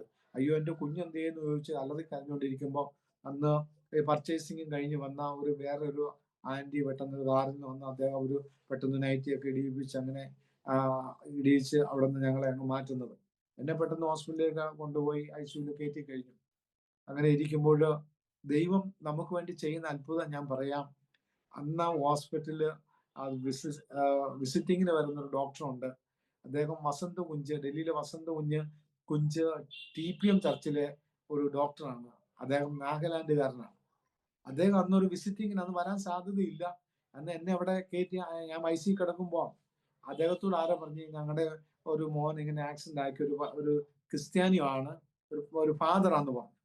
അപ്പൊ എന്നെ കാണാനായിട്ട് വരുമ്പോൾ ഡോക്ടറാണ് പിറ്റേ ദിവസം എന്നെ ഓപ്പറേഷൻ ചെയ്യുന്നത്. അദ്ദേഹം വന്ന് എന്നെ കണ്ട് സംസാരിച്ചു. പാസ്റ്ററാണോ? പുള്ളിക്ക് ഭയങ്കര സന്തോഷമായി. അദ്ദേഹം പറഞ്ഞു, പാസ്റ്റർ സാരമില്ല, പാസ്റ്റർ നാളെ ഞാൻ ഓപ്പറേഷൻ ചെയ്യുന്നത് ഞാനാണ്, ധൈര്യമായിരിക്കും, ഞാനൊരു ദൈവവേദിലാന്ന് പറഞ്ഞു. അങ്ങനെ എനിക്കൊന്ന് ഭയങ്കര ധൈര്യമായി. എന്നാൽ ആ ഓപ്പറേഷൻ ചെയ്ത ആ വേദന, സാധാരണ ഓപ്പറേഷൻ ചെയ്ത് ശരീരം മുറിവ് നമുക്ക് വേദന ഉണ്ടാവുമല്ലോ, ആ വേദന ഒട്ടും എനിക്കറിയാൻ മേലാത്തൊരവസ്ഥയായി മാറി. കാരണം അദ്ദേഹം പറഞ്ഞ ഒരു വേദന പോലും തുടർന്നുള്ള ദിവസങ്ങൾ അനുഭവിക്കുകയല്ല, അതുപോലെ പ്രാർത്ഥിച്ച് ഞാൻ ചെയ്യുന്നതെന്ന് പറഞ്ഞു. ദൈവം അതിൽ നിന്നൊക്കെ ഞങ്ങൾ വിടുവിച്ചെടുത്തു. പിന്നെയും ഞങ്ങളുടെ ജീവിതത്തിൽ ശോധനകളും ഭാരങ്ങളും പ്രയാസങ്ങളായി. പിന്നെ ഞങ്ങൾക്ക് അവിടുന്ന് ട്രാൻസ്ഫറായി. അവിടെ നിൽക്കാൻ പറ്റാത്ത അവസ്ഥകൾ വന്ന് ഞങ്ങൾ അവിടുന്ന് മാറി. സ്ഥലമാറ്റം വന്നപ്പോൾ ഞങ്ങൾക്ക് ഇന്ന് സഭ തരാൻ ആരുമില്ല. അപ്പൊ അവർ പറയും ജോൺസൺ മാഷും കുടുംബമാണ്, ഞങ്ങൾക്ക് വേണ്ട. ഇങ്ങനെ ആയാലും അവസ്ഥ വന്നപ്പോൾ ഞാൻ അവിടുന്ന് മാറി. അന്ന് പാലം ബിഹാർ എന്നൊരു സ്ഥലമുണ്ട്, അവിടെ ഒരു പുതിയ പ്രവർത്തനം ആരംഭിക്കാന്ന് പറഞ്ഞ് ഞങ്ങൾ നിൽക്കുമ്പോൾ അന്ന് ഡൽഹിയിലെ KT തോമാച്ചന്റെ മോള് പ്രൈസസ് ജോൺ വലിയ പാട്ടുകാരിയാണ്. ഞങ്ങള് അവിടെ ചെന്നു, സിസ്റ്ററിനെ കാണാൻ വേണ്ടി ചെന്ന് പറഞ്ഞ് ഞങ്ങൾ ഇവിടെ ഒരു വർക്ക് സ്റ്റാർട്ട് ചെയ്യാൻ പോവാ, സിസ്റ്ററിന് എന്തെങ്കിലും പ്രയാസം ഉണ്ടെന്ന് ചോദിച്ചു. ഞാൻ എന്നോട് പറഞ്ഞ്, പാസ്റ്റർ ഇതെന്റെ വീട്, ഇതെന്റെ മുറ്റം, അപ്പുറത്താണ് തുടങ്ങിക്കോ, എനിക്ക് ഒരു പ്രയാസവും ഇല്ലെന്ന് പറഞ്ഞു. അങ്ങനെ ഞങ്ങൾ അവിടെ കുറച്ച് നാൾ നിന്ന ശേഷം നിൽക്കുമ്പോഴാണ് IPC ഹരിയാന സ്റ്റേറ്റിന്റെ president pastor KY Geevarees pastor അദ്ദേഹം വന്ന് കണ്ടിട്ട് എന്നെ വിളിച്ചുകൊണ്ട് അങ്ങോട്ട് പോരാൻ. അങ്ങനെ ഞാൻ ഡൽഹിയിൽ ബദർപൂർ എന്ന സ്ഥലത്ത് താമസിച്ചുകൊണ്ട്, ഇപ്പൊ ഞാൻ താമസിക്കുന്ന ബദർപൂരാണ്, അത് ഒരു ഭാഗത്ത് നോയിഡയും മറുഭാഗത്ത് ഫരീദാബാദും ഹരിയാനയും UPയുമാണ്. ആ ബോർഡറിൽ താമസിച്ചുകൊണ്ട് 17 വർഷമായി കർത്താവിന്റെ വേല ഇവിടെ ചെയ്തുകൊണ്ടിരിക്കുകയാണ്. എന്നാൽ ഞങ്ങൾക്ക് ഒത്തിരി ശോധനയൊന്നും നമ്മളെ വിട്ടു മാറിയില്ല. പല പ്രതിസന്ധിയിൽ കൂടെ കടന്നുപോയി. നമുക്ക് പുതിയൊരു സ്ഥലം നോർത്ത് ഇന്ത്യയിൽ ഒരു വേറെ സ്ഥലം എടുത്ത് ചെയ്യണമെങ്കിൽ അതിൻ്റെതായ ബുദ്ധിമുട്ടുകൾ ഒത്തിരി അനുഭവിക്കണമല്ലോ. സാമ്പത്തിക പ്രയാസങ്ങൾ വന്നു. കുഞ്ഞുങ്ങളെ സ്കൂളുകൾ മാറേണ്ട വന്നു. കാരണം ഫീസ് അടയ്ക്കാനൊക്കെ ഭയങ്കര ബുദ്ധിമുട്ട് വന്നു. അങ്ങനെ മാറി അവരെ പഠിക്കേണ്ട വന്നു. താമസിക്കുന്ന വീട് കാലി ചെയ്ത് കൊടുക്കേണ്ട അവസ്ഥകൾ വന്നു. കാരണം വാടകയൊന്നും കറക്റ്റ് ടൈമിന് കൊടുക്കാൻ പറ്റാതെയായി. നമ്മളെ സഹായിപ്പാൻ ആരുമില്ലാത്തൊരവസ്ഥയിൽ കൂടെ കടന്നുപോയി. വലിയ പ്രതിസന്ധികൾ കടന്നു വന്നു. എങ്കിലും ദൈവം അവിടെ ഒന്നും കൈവിട്ടില്ല. നമുക്കൊന്നുമില്ല എങ്കിലും കർത്താവിന്റെ സന്നിധിയിൽ വിശ്വസ്തയോടെ കർത്താവിനെ സേവിക്കാനുള്ള വലിയൊരു ഭാഗ്യം ദൈവം ഒരുക്കി തന്നു. അങ്ങനെ ഇരിക്കെ കുഞ്ഞുങ്ങൾക്ക് സെന്റ് കൊളംബസ് എന്ന് പറഞ്ഞ ഡൽഹിയിലെ NCRലെ ഏറ്റവും വലിയൊരു സ്കൂളിൽ അഡ്മിഷൻ എടുക്കാൻ വേണ്ടി ദൈവം കൃപ നൽകി. അഡ്മിഷൻ എടുക്കണമെങ്കിൽ ആദ്യം അവർ ചോദിക്കുന്നത് പേരൻസിന് ഇന്റർവ്യൂ ചെയ്യും. രണ്ടാമത് നമ്മുടെ ബാങ്ക് ബാലൻസ് എല്ലാം കാണിക്കണം. ഞങ്ങളുടെ പക്കൽ ഇതൊന്നുമില്ല. ഞങ്ങൾ അവിടെ ചെന്നപ്പോൾ കുഞ്ഞുങ്ങളെ കണ്ടു. കുഞ്ഞുങ്ങളെ സ്കൂളിന്റെ ഡയറക്ടറാണ് ഇന്റർവ്യൂ ചെയ്യുന്നത്. സാധാരണ പ്രിൻസിപ്പാളാണ്. ഈ ഡയറക്ടർ വന്ന് കുഞ്ഞുങ്ങളോട് ചോദിച്ച് ആൾ വരാൻ പറഞ്ഞു. അവരോട് ചോദിച്ച് നിങ്ങൾ ഇംഗ്ലീഷിൽ ഇന്ത്യയെ കുറിച്ച് കുറച്ച് വാക്കുകൾ സംസാരിക്കാൻ പറഞ്ഞു. അവര് നന്നായി സംസാരിച്ചു. ഉടനെ എന്നോട് പറഞ്ഞ ആപ്ലിക്കേഷൻ ഫോം ഫില്ല് ചെയ്യാൻ പറഞ്ഞു. അങ്ങനെ അവർക്ക് അഡ്മിഷൻ അവിടെ കിട്ടി. ദൈവം അവിടെ പഠിക്കുവാൻ കൃപ നൽകി. എന്നാൽ അവിടെ പൂർത്തീകരിക്കാൻ കഴിഞ്ഞില്ല എങ്കിലും ദൈവം ആ സ്കൂളിൽ പഠിച്ച് അവര് മുന്നോട്ട് പിന്നെ പോകുവാൻ ദൈവം കൃപ നൽകി. ഇങ്ങനെ പഠിച്ചുകൊണ്ടിരിക്കുന്ന സമയങ്ങളിലെല്ലാം അനവധി പ്രശ്നങ്ങൾ കൂടെ, രോഗങ്ങൾ കൂടെ കടന്നുപോയി. രണ്ടാമത്തെ മോക്കാണെങ്കിൽ അവർക്ക് ന്യൂമോണിയ വന്നു. പല പ്രാവശ്യം ICUയിൽ അഡ്മിറ്റായി. പിടിച്ചാൽ കൺട്രോൾ ചെയ്യാൻ പറ്റാത്ത നിലയിൽ പ്രൈവറ്റ് ഹോസ്പിറ്റലിലൊക്കെയാ. ഞങ്ങൾക്ക് അവിടുന്ന് ബില്ല് ബില്ല് പേ ചെയ്യാൻ പറ്റാത്ത നിലയിലൊക്കെ വന്നുപോയ സന്ദർഭങ്ങളൊക്കെ ആയി. എന്നാൽ അവിടെ എല്ലാം ദൈവത്തിന്റെ ഒരു സംരക്ഷണം നമുക്ക് അനുഭവിച്ചറിയുവാൻ ദൈവം കൃപ നൽകി. കാരണം ഞാൻ പറഞ്ഞെന്ന് പറഞ്ഞാൽ ഒരു അത്ഭുതങ്ങൾ മാത്രമാണ് ദൈവം ഞങ്ങളുടെ ജീവിതത്തിൽ ചെയ്തത്. അങ്ങനെ അവിടെ നിന്നെല്ലാം വിടുവിച്ച് കൊണ്ടുവന്ന് ഒടുവിൽ +2 പാസ്സായി. പിന്നെ അവൾ റേഡിയോളജി പഠിച്ച് ഇപ്പോൾ അത് പാസ്സായി. ഇപ്പോൾ മൂത്തവള് ഇനി ഒരു PG ചെയ്യാൻ വേണ്ടിയുള്ള ഒരുക്കത്തിൽ പ്രാർത്ഥിച്ചുകൊണ്ടിരിക്കുന്നു. രണ്ടാമത്തെ കുഞ്ഞാണെങ്കിൽ അവൾക്ക് ഒത്തിരി പ്രശ്നങ്ങൾ വന്നു. അവൾക്ക് ഒരു ബ്ലീഡിങ്ങിന്റെ അസുഖം വന്നു. അവളെ കൊണ്ടുപോകാത്ത ഹോസ്പിറ്റലുകളില്ല. ഡൽഹിയിൽ ഞങ്ങൾ പല ഹോസ്പിറ്റലിൽ കൊണ്ടുപോയി, നാട്ടിൽ കൊണ്ടുപോയി. പിന്നെ ദൈവദാസന്മാർ പ്രാർത്ഥിച്ചാണ് ആ അസുഖങ്ങളൊക്കെ അവർക്ക് ഭേദമാവാനിടയായത്. ഇതൊക്കെ ഓരോ ഘട്ടം ഘട്ടമായി നടക്കുകയാണ്. അപ്പൊ അപ്പോഴൊക്കെ ദൈവത്തോട് കർത്താവ് ഒരു വിടുതൽ കഴിയുമ്പോൾ അടുത്ത ശോധനയാണ്. ഇനി ഞങ്ങൾ എവിടെയെങ്കിലും ക്രമീകരിക്കപ്പെടാനുള്ള വേണ്ടിയാണോ ദൈവം ഇത് ചെയ്യുന്നത് ദൈവത്തോട് ചോദിച്ചിട്ടുണ്ട്. പക്ഷെ അപ്പോഴൊക്കെ നമ്മള് പാപികളാണോ കർത്താവെ, ഇനി ഞങ്ങൾ എവിടെയാണ് ക്രമീകരിക്കേണ്ടത്, ദൈവം ഒന്ന് കാണിച്ചതാ, അല്ലെങ്കിൽ ഞങ്ങളോട് സംസാരിക്കുക. അങ്ങനെയൊക്കെ ദൈവത്തോട് പല പ്രാവശ്യം ചോദിച്ചിട്ടുണ്ട്. കുഞ്ഞിനെ കൊണ്ടുപോകുമ്പോൾ കുഞ്ഞിന് 1 വർഷം അവൾക്ക് ബ്ലീഡിങ് ആയിട്ട് അവളെ ട്രീറ്റ്മെന്റ് ഡൽഹിയിലെ എത്രയോ ഹോസ്പിറ്റലുണ്ട്, അവിടെ എല്ലാം കൊണ്ടുപോയിട്ടും അത് മാറിയില്ല. പിന്നെ പ്രാർത്ഥനയിൽ കൂടെ മാത്രമാണ് ദൈവം അവർക്കൊക്കെ സൗഖ്യം കൊടുത്തത്. എന്നാൽ ഇന്ന് കുഞ്ഞിനെ +2 കഴിഞ്ഞു. അവളിപ്പോ നീറ്റിന് വേണ്ടി പ്രിപ്പയർ ചെയ്തുകൊണ്ടിരിക്കുകയാണ്. അങ്ങനെ നിരവധി ശോധനയിൽ കൂടെയാണ് ദൈവം ഞങ്ങളെ കൊണ്ടുവന്നത്. അങ്ങനെ ഇരിക്കുമ്പോൾ ഞാൻ ദൈവത്തോട് പറഞ്ഞ കർത്താവേ, ലക്ഷക്കണക്കിന് ആൾക്കാർ, ആയിരക്കണക്കിന്, ഞങ്ങൾ അറിയുന്ന ആയിരക്കണക്കിന് ആൾക്കാർ ഞങ്ങളെ ഓർത്ത് പ്രാർത്ഥിച്ചതാ. അതുകൊണ്ട് ഞങ്ങള് ആർക്ക് വേണ്ടി ഏത് സമയത്തും പ്രാർത്ഥിച്ചോളാം. അങ്ങനെ 40 വട്ടം ഞാൻ 3 പ്രാവശ്യം ഉപവസിച്ച് നോർത്ത് ഇന്ത്യയിൽ, നാട്ടിലൊരു പ്രാവശ്യം, ഇപ്പൊ 4 പ്രാവശ്യം ഉപവസിച്ച്. അങ്ങനെ ഈ ലാസ്റ്റ് 40 ദിവസം ഉപവസിച്ച് പ്രാർത്ഥിച്ചുകൊണ്ടിരിക്കുമ്പോൾ ദൈവാത്മാവ് എന്നോട് കാണിച്ചു തരിക, നീ ഭാരതത്തിന് വേണ്ടി പ്രാർത്ഥിക്കുവാൻ സമയം വേർതിരിക്കാൻ പറഞ്ഞു. അങ്ങനെ ഒരു ബ്ലസ് ഇന്ത്യ എന്ന് പറഞ്ഞ ഒരു പ്രെയർ ടീമിനെ ദൈവ നിയോഗപ്രകാരം എനിക്ക് രൂപകൽപ്പന ചെയ്തെടുക്കാൻ ദൈവം കൃപ നൽകി. അങ്ങനെ ഇരിക്കുമ്പോഴാണ് കുമ്പനാട് പാസ്റ്റർ ജേക്കബ് ജോൺ അധികാരത്തിൽ വന്ന സമയത്ത് ഒരു 40 ദിവസം ഉപവാസ പ്രാർത്ഥന നടന്നു. 10,000 പേര് കൂടുന്ന ഉപവാസ പ്രാർത്ഥനയില് ഞങ്ങളെ വ്യക്തമായിട്ട് അറിയാം കർത്തദാസന്. എനിക്കൊരു 1.25 മണിക്കൂർ ടെസ്റ്റ് മണി ഷെയർ ചെയ്യുവാൻ സമയം തന്ന സമയത്ത് ഞാൻ ഈ പ്രയർ ടവറിനെ കുറിച്ചൊന്ന് ഷെയർ ചെയ്തു. ഉടനെ ദൈവദാസന്മാർ ഒത്തിരി പേര് വന്നിട്ട് പറഞ്ഞു, പക്ഷേ അത് നാട്ടിലൊന്ന് തുടങ്ങണം. ഇതാണ് മുഴുരാത്രി പ്രാർത്ഥന, കാത്തിരിപ്പ് യോഗം, പിന്നെ 24 മണിക്കൂറിന്റെ പ്രയർ ടവറാണ്. അതാണ് ഞങ്ങൾ ചെയ്തുകൊണ്ടിരിക്കുന്നത്. അനേക രാജ്യങ്ങളിൽ നിന്നും അനേക സ്ഥലങ്ങളിൽ നിന്നും പലരും വിളിക്കും പ്രാർത്ഥിക്കുവാൻ. പ്രത്യേകിച്ച് നമ്മുടെ കേരളത്തിൽ നിന്നൊക്കെ ഒത്തിരി മാതാപിതാക്കള് വിങ്ങിപ്പൊട്ടി വിളിക്കും. മക്കളൊക്കെ മദ്യത്തിനും മയക്കുമരുന്നിനും അടിമയാണ്. കോളേജിൽ പോയ കുഞ്ഞുങ്ങളൊക്കെ ആ നിലവാരത്തിലായിരിക്കുന്നു. കർത്താവ് ദാസനെ ഞങ്ങൾക്ക് വേണ്ടി ഇങ്ങനെ പറഞ്ഞ് ഈ ദൈവത്തെ അറിയാത്തവരും ദൈവത്തെ അറിയുന്നവരൊക്കെ വിളിക്കുമ്പോൾ അവർക്ക് വേണ്ടിയൊക്കെ പ്രാർത്ഥിപ്പാൻ അന്ന് തൊട്ട് ഇന്ന് വരെ സമയങ്ങൾ വേർതിരിച്ചിരിക്കുക. ദൈവം പല അത്ഭുതങ്ങൾ ചെയ്യുന്നുണ്ട്. അങ്ങനെ ഞങ്ങൾ അത് തുടങ്ങി കഴിഞ്ഞപ്പോൾ കേരളത്തില് ഈ കാത്തിരിപ്പ് യോഗം, മുഴുരാത്രി പ്രാർത്ഥന ഇന്നത്തെ തലമുറയ്ക്കൊന്നും അത് അറിയത്തില്ല എന്താണെന്ന്. എന്നാൽ അത് ആരംഭിച്ച് അനേക പട്ടണം തോറും ഒക്കെ എങ്ങനെ ചെയ്തു വരുന്നു. ആ മീറ്റിങ്ങിനൊക്കെ പല പ്രാവശ്യം ഞാൻ ഡൽഹിയിൽ നിന്ന് കടന്നു പോവുകയും ആ മീറ്റിംഗ് കൂടി സന്തോഷത്തോടെ മടങ്ങി വരും. പലപ്പോഴും ടിക്കറ്റ് റിസർവേഷൻ കിട്ടാറില്ല. ഒരു പ്ലാസ്റ്റിക് വാങ്ങും. ഈ ട്രെയിനിന് ബാത്റൂമിന്റെ സൈഡിൽ സ്ഥലമുണ്ട്, അവിടേക്ക് ഇരുന്നൊക്കെയാണ് നാട്ടിലേക്ക് പല വട്ടം യാത്ര ചെയ്ത് പോയി വരുന്നതൊക്കെ. എന്നാൽ ദൈവം ഞങ്ങളെ ഇന്നയോളം ക്ഷേമത്തോട് നടത്തി പോറ്റി പുലർത്തുന്നു. അതെ, ഞാൻ ആദ്യം ഓർപ്പിച്ച പോലെ ദൈവം ആർക്കും കടക്കാരനല്ല. ദൈവം നമ്മെ സഹായിപ്പാൻ ശക്തനാണ്. ഞങ്ങളിപ്പം ഇവിടെ താമസിക്കുന്നു, വിതർപ്പൂർ താമസിക്കുന്നു. എന്നാൽ ഞങ്ങൾ ആരാധന നടത്തുന്നത് ഓക്കലേക്ക് അടുത്തുള്ള മസ്ജിദ് എന്ന് പറഞ്ഞ ഒരു ക്രിസ്ത്യൻ കാത്തലിക്സിന്റെ റോമിലുള്ള ഒരു മിഷന്റെ ഒരു സെമിനാറിലാണ് ആരാധന നടന്നുകൊണ്ടിരുന്നത്. കഴിഞ്ഞ ഫെബ്രുവരി മാസം, 2025 ഫെബ്രുവരി മാസം ഈ ആരാധന നടക്കുന്ന സമയത്ത് അവിടെ ചില പ്രശ്നങ്ങൾ ഉണ്ടായിട്ട് അവിടെ പിന്നെ പോലീസുകാരും ആൾക്കാരും കടന്നു വന്ന് അവിടെ ഇനി ആരാധന നടത്താൻ പറ്റിയാലെന്നുള്ള പറഞ്ഞ് അന്ന് മുതലുള്ള ആരാധന അവിടെ സ്റ്റോപ്പായി. കാരണം ഒരു സൺഡേയില് പല ക്ലാസ് റൂമിലായിട്ട് പല ആരാധന നടന്നുകൊണ്ടിരുന്നത്, അതെല്ലാം അവിടെ സ്റ്റോപ്പ് ചെയ്ത് ഇന്നിപ്പോ നമുക്ക് സ്വന്തമായിട്ട് ഒരു ആരാധനാലയം ഇല്ല. ആരാധനാലയത്തിന് വേണ്ടി ഞങ്ങൾ ഒത്തിരി സ്ഥലങ്ങൾ അന്വേഷിച്ച്, പക്ഷേ കോൺഫറൻസ് ഹാളൊക്കെ ചോദിക്കുമ്പോൾ 25,000 രൂപയൊക്കെ അവർ പറയും. പക്ഷെ വർഷിപ്പിനായിട്ട് ആരും തരത്തില്ല. അങ്ങനെ ഒരു വലിയ പ്രതിസന്ധിയിലൂടെ കടന്നു പോവുകയാണ്. നമുക്കറിയാമല്ലോ, 100 കണക്കിന് ദൈവദാസന്മാര് ജയിലിൽ കിടക്കുന്നു. അവരുടെ കുടുംബങ്ങൾക്ക് അവരുടെ കുഞ്ഞുങ്ങളെ തമ്മിൽ കാണുവാനുള്ള അനുവാദമില്ല. പലരും പല ഗ്രാമങ്ങളിലേക്ക് പോയി. പലർക്കും പല ഗ്രാമങ്ങളിലേക്ക് ചെന്നാൽ അവർക്ക് കയറാൻ പറ്റത്തില്ല. കാരണം യേശുവിനെ അറിഞ്ഞ ഒറ്റ കാരണത്താല് ഗ്രാമത്തിൽ നിന്ന് അവരെ തള്ളിക്കളഞ്ഞവരൊക്കെ ഉണ്ട്. അവരൊക്കെയും പല വീടുകളിൽ ജോലി ചെയ്തൊക്കെ കഴിഞ്ഞുകൂടുകയാണ്. രക്ഷിക്കപ്പെട്ടു വന്ന സമയത്ത് വലിയൊരു ഭയങ്കര ഒരു അനുഭവമാണ്. പിന്മാറി പോകുന്ന പോലെ അല്ലല്ലോ. ആ സമയത്ത് ഞങ്ങളുടെ അടുത്തൊരു കൺവെൻഷൻ നടക്കുന്ന സമയം, ഞങ്ങൾ ആ ഗ്രൗണ്ട് വൃത്തിയായിക്കൊണ്ടിരിക്കുന്ന സമയത്ത് പെട്ടെന്ന് ഒരു പാമ്പ് എൻ്റെ കാലെ കടിച്ചു.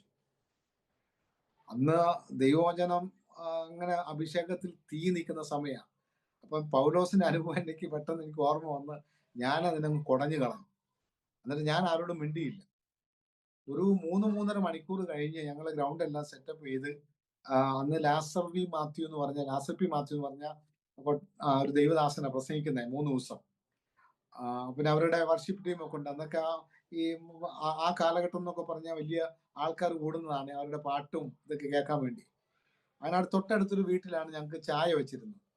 അപ്പൊ ചായ കുടിക്കാൻ വേണ്ടി ഞങ്ങൾ വൈകുന്നേരം ഒരു 9 മണിയായപ്പോൾ ആ വീട്ടിലേക്ക് ചെന്ന സമയത്ത് ഇത് കാല് നോക്കുമ്പോൾ കാലിനൊരു വലിയൊരു ഭാരം പോലെ എനിക്ക് തോന്നി. ഞാൻ പെട്ടെന്ന് നോക്കിയപ്പോൾ കാല് ഭയങ്കര നീരാ. അപ്പൊ ആ വീട്ടിൽ അമ്മച്ചി പറഞ്ഞു, "എടാ ജോൺസാ, നിന്റെ കാലെന്താ നീര് വെച്ചിരിക്കണേ?" അന്നേരം ഞാൻ പറഞ്ഞു, "അമ്മച്ചി, എന്നെ ഒരു പാമ്പ് കടിച്ചായിരുന്നു." "നീ എന്ത് മണ്ടനാ ജോൺസാ, നീ എന്താ ആ കാര്യം ആരോടും പറയാമെന്ന്?" "ഇല്ല അമ്മച്ചി, എനിക്ക് ദൈവവചനത്തിന്റെ വചനം എന്റെ ഉള്ളിൽ പെട്ടെന്ന് വന്നതുകൊണ്ട് ഞാൻ അതങ്ങ് കുടഞ്ഞു കളഞ്ഞ്." പെട്ടെന്ന് അവര് പാമ്പിനെ നോക്കാൻ പോകും. ഒരു 3 മണിക്കൂർ മുമ്പ് സംഭവിച്ചല്ലേ. പാമ്പോടി എന്റെ നാട്ടിന് പോയി. പെട്ടെന്ന് എന്റെ വീട്ടിൽ അറിയിച്ചു. വീട്ടുകാർ ഓടി വന്നു. കാരണം എനിക്കൊരു സിസ്റ്റർ ഉണ്ടായിരുന്നു. 13ാമത്തെ വയസ്സിൽ സിസ്റ്ററും പാമ്പ് കടിയേറ്റാ മരിച്ചത്. അന്ന് ഞങ്ങളുടെ പള്ളിയുടെ ഗ്രൗണ്ടിലൊക്കെ പുല്ല് നിൽക്കും. ഈ ഡിസംബറിലാകുമ്പോൾ പുല്ല് വരും. ആ പുല്ലിന്റെ സമയത്ത് ഇങ്ങനെ ഓടിപ്പോകുന്ന സമയം ഒരു വെള്ളമൂർഖം കടിച്ച് എൻ്റെ ചേച്ചി മരിക്കുന്നത്. അന്നൊന്നും ഈ നാട്ടില് ജീപ്പും വാഹന സൗകര്യങ്ങളൊന്നും ഇല്ല. ഇത്തിരി വർഷങ്ങൾക്ക് മുമ്പാ. പിന്നെ വൈദ്യന്റെ അടുക്കൽ എടുത്തോണ്ട് പോയി.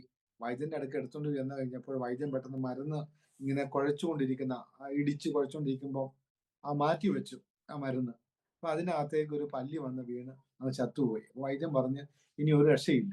പിന്നെ ഉള്ളത് കോട്ടയത്തുള്ള ഒരു കാരിത്താസ് ഹോസ്പിറ്റലാണ്. അവിടെ പോകണമെങ്കിൽ ജീപ്പ് വേണം. അന്നൊക്കെ ഒരു ജീപ്പ് കിട്ടുക എന്ന് പറഞ്ഞാൽ വല്ല 1-2 ജീപ്പ് മാത്രമേ ആ ഭാഗങ്ങളിലുണ്ട്, പിറം ദേശത്തുണ്ടായിരുന്നുള്ളൂ. അങ്ങനെ ഒരാൾക്ക് ഒരു വണ്ടി ഉണ്ട്. ആ വണ്ടി വീട്ടിൽ ചെന്ന് വിളിച്ച് ആ വീട്ടിൽ കൊണ്ടുവന്നു ചേച്ചിയെ കൊണ്ടുപോകുന്ന സമയം ചേച്ചി മരിച്ചു പോയായിരുന്നു. അപ്പം വീട്ടുകാർക്ക് പേടിയായി, ഇനി അങ്ങനെ സംഭവിക്കുമോ എന്നുള്ളൊരു ചിന്ത. അങ്ങനെ അവിടെ ചെന്നു. ആ വിഷവൈദ്യന്റെ അടുക്ക് കൊണ്ട് ചെന്നു. ഒരു കല്ല് എന്നെ കാലെ പിടിപ്പിച്ചു. കുറച്ച് കഴിഞ്ഞ് ഉറങ്ങണ്ട. പിന്നെ ആൾക്കാർ പല കാര്യങ്ങളൊക്കെ നേരം വെളുപ്പിച്ചു. നേരം വെളുത്തപ്പോൾ അതങ്ങ് വിട്ടുപോയി.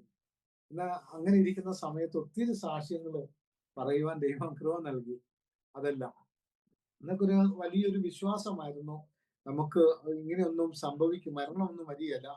കാരണം ദൈവത്തിലുള്ള ആശ്രയം അന്ന് ഭയങ്കരമായിരുന്നു. ഇന്നത്തെ പോലെ ഒരു രക്ഷിക്കപ്പെടുന്ന ഒരു അനുഭവമല്ല അന്ന്. കാരണം അങ്ങനെ ഒരു തീയിൽ കൂടെയായിരുന്നു അന്ന് കടന്നു പോയിക്കൊണ്ടിരുന്നത്. ആ ദൈവം ഞങ്ങളെ നടത്തി. പല കാര്യങ്ങൾ ഇങ്ങനെ ദൈവസ്ഥാനിലേക്ക് കടന്നു വന്നു. അങ്ങനെ ഞങ്ങള് ഒത്തിരി പ്രശ്നങ്ങൾ കൂടെ തന്നെ വീണ്ടും വീണ്ടും വീണ്ടും പോകേണ്ടതായി വന്നു. എന്നാൽ ഇപ്പൊ എനിക്ക് മനസ്സിലായത് വലിയൊരു പ്രെയർ ടീമിന് അതിന് ഡയറക്ഷൻ കൊടുക്കാൻ ദൈവനും ഞങ്ങളെ ഉപയോഗിച്ച നാളുകളായിരുന്നു. ഇന്ന് കേരളത്തില് ഞങ്ങൾ ഒത്തിരി മീറ്റിങ്ങുകൾ നടക്കുന്നുണ്ട്. അവിടെ ടീമുണ്ട്. ഞാൻ വല്ലപ്പോഴൊക്കെ ഇവിടുന്ന് കടന്നു പോകും. ബ്ലസ് ഇന്ത്യ എന്നാണ് പേര്. 100 കണക്കിന് ആൾക്കാർ വിളിച്ച് പ്രാർത്ഥിക്കാൻ വേണ്ടി ഞങ്ങൾ വിളിക്കും, ഷെയർ ചെയ്യും, പ്രാർത്ഥിക്കും. അങ്ങനെ ദൈവം അത്ഭുതം ചെയ്തുകൊണ്ടിരിക്കുക.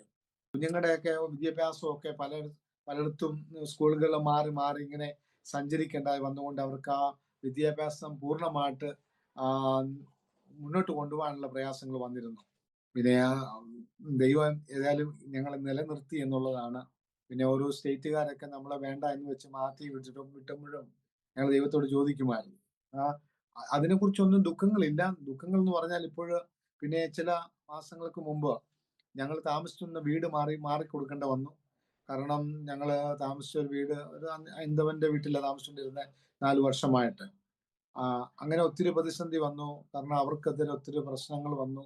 നിങ്ങൾ വീട്ടിൽ നിന്ന് മാറി താമസിപ്പിച്ചേ പറ്റുള്ളൂ എന്നുള്ള കാരണം വന്ന് അങ്ങനെ ഞങ്ങളെ വീട് മാറി. ഞങ്ങൾക്കൊരു വീട് കിട്ടാൻ വേണ്ടി ഞങ്ങൾ ഒത്തിരി അലഞ്ഞു. ഇവിടെ ക്രിസ്ത്യൻസിന് ഒരു വീട് പോലും തരാത്തൊരു കണ്ടീഷനിലാണ് ആയിരിക്കുന്നത്. അപ്പൊ അങ്ങനെ ഒരു നിലവാരത്തിലൂടെ ദൈവം ഞങ്ങളെ കൊണ്ടുപോയെങ്കിലും പിന്നെ ഞങ്ങള് ആ ഒരു പഞ്ചാബിയാണ് ഞങ്ങൾക്ക് ഇപ്പൊ ഒരു ഫ്ലാറ്റ് തന്നത്. അത് നമ്മൾ കൊടുത്തുകൊണ്ടിരുന്നത് 10,000 രൂപയാണെങ്കിൽ ഇപ്പൊ നമുക്ക് അതിന്റെ ഡബിൾ കൊടുത്താൽ എടുക്കേണ്ട വന്നു. കാരണം നമുക്ക് കർത്താവിന് വേല ചെയ്യണമല്ലോ, ഇവിടുന്ന് പോകാനും പറ്റത്തില്ല. അങ്ങനെ ഒരു വലിയൊരു ബന്ധം കിടക്കുക. എന്നാലും ഞാൻ IPC ഹരിയാന സ്റ്റേറ്റിനോടുള്ള ബന്ധത്തിലാണ് കർത്താവിന്റെ വേലയിൽ ഇപ്പോഴായിരിക്കുന്നത്. ദൈവം ഞങ്ങളെ ക്ഷേമത്തോടെ നടത്തുന്നു. ഞങ്ങളുടെ ക്രിസ്ത്യ ജീവിതത്തെ, ഞങ്ങളുടെ കുടുംബജീവിതം ആരംഭിച്ച നാൾ മുതൽ ഇന്നയോളം വളരെ പ്രത്യാശയോടുകൂടെ ദൈവം ഞങ്ങളെ നടത്തിയത്. എന്നാൽ ഈ ജീവിതത്തിൽ വന്ന കഠിനമായ ശോധനയുടെ നടുവിൽ നഷ്ടമായി പോയ എൻ്റെ പ്രിയപ്പെട്ടവളെ ദൈവം എനിക്ക് തിരിച്ചു തന്നു. അത് നമ്മൾ ഇങ്ങനെ നമ്മൾ വിവാഹം ചെയ്യുമ്പോൾ സമയത്ത് ഉപദേശസമ്മേളനം ചെയ്യുമായിരുന്നല്ലോ, ദുഃഖത്തിലും കഷ്ടതയിലും ഭാരത്തിലും എല്ലാം കൂടിയിരിക്കാമെന്ന്. എന്നാൽ ആ പ്രതിസന്ധിയിൽ എൻ്റെ ജീവിതത്തിൽ വലിയൊരു നഷ്ടമാണ് കടന്നു വന്നത്.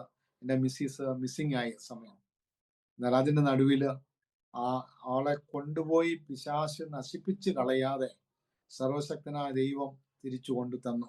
ശക്തമായി പ്രാർത്ഥിക്കുന്ന ഒരു കർത്താവിന്റെ ദാസിയായിരുന്നു. നല്ല ദൈവകൃപയും മണിക്കൂറോളം ദൈവസ്ഥനിരുന്ന് കരഞ്ഞു പ്രാർത്ഥിക്കുമായിരുന്നു. അങ്ങനെ പ്രിയപ്പെട്ടവളെ ദൈവം എനിക്ക് കൂട്ടാളിയെ തന്നുവെങ്കിലും ഞങ്ങളുടെ പ്രതിസന്ധി നടുവിൽ ദൈവം നിലനിർത്തി. ഇപ്പോൾ എന്നോട് കൂടെ ഉണ്ട്. ഞാൻ പ്രിയ പ്രേക്ഷകർക്ക് വേണ്ടി എൻ്റെ പ്രിയപ്പെട്ടവളെ ഇൻട്രൊഡ്യൂസ് ചെയ്യാണ്.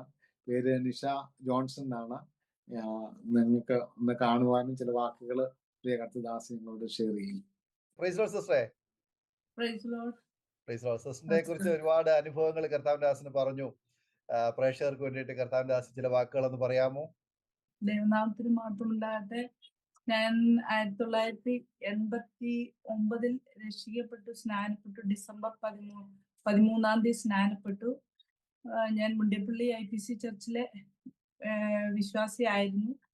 അതിനുശേഷം പിന്നെ അവിടുന്ന് ഞാൻ തിരുവല്ല പ്രയർ സെന്ററിലേക്ക്, എൻ്റെ പപ്പയൊക്കെ തിരുവല്ല വന്നപ്പോൾ ഞങ്ങള് പ്രയർ സെന്ററിലെ വിശ്വാസിയാണ് ഇപ്പം. എൻ്റെ വിശ്വാസ ജീവിതത്തിൽ ഒത്തിരി കഷ്ടങ്ങളും പ്രയാസങ്ങളും പ്രതികൂലങ്ങളും എല്ലാം വന്നു. ദൈവശബ്ദം യഥാർത്ഥമായിട്ട് 94 കേൾപ്പാൻ തക്കവണ്ണം ഇടയായി. ലോകത്തിനായി ജീവിപ്പാനുള്ള ദൈവത്തിന്റെ വേലയ്ക്ക് വേണ്ടിയുള്ളതാണെന്നുള്ള ദൈവത്തിന്റെ ഇമ്പമായ ശബ്ദം എൻ്റെ കാതിൽ മുഴങ്ങി.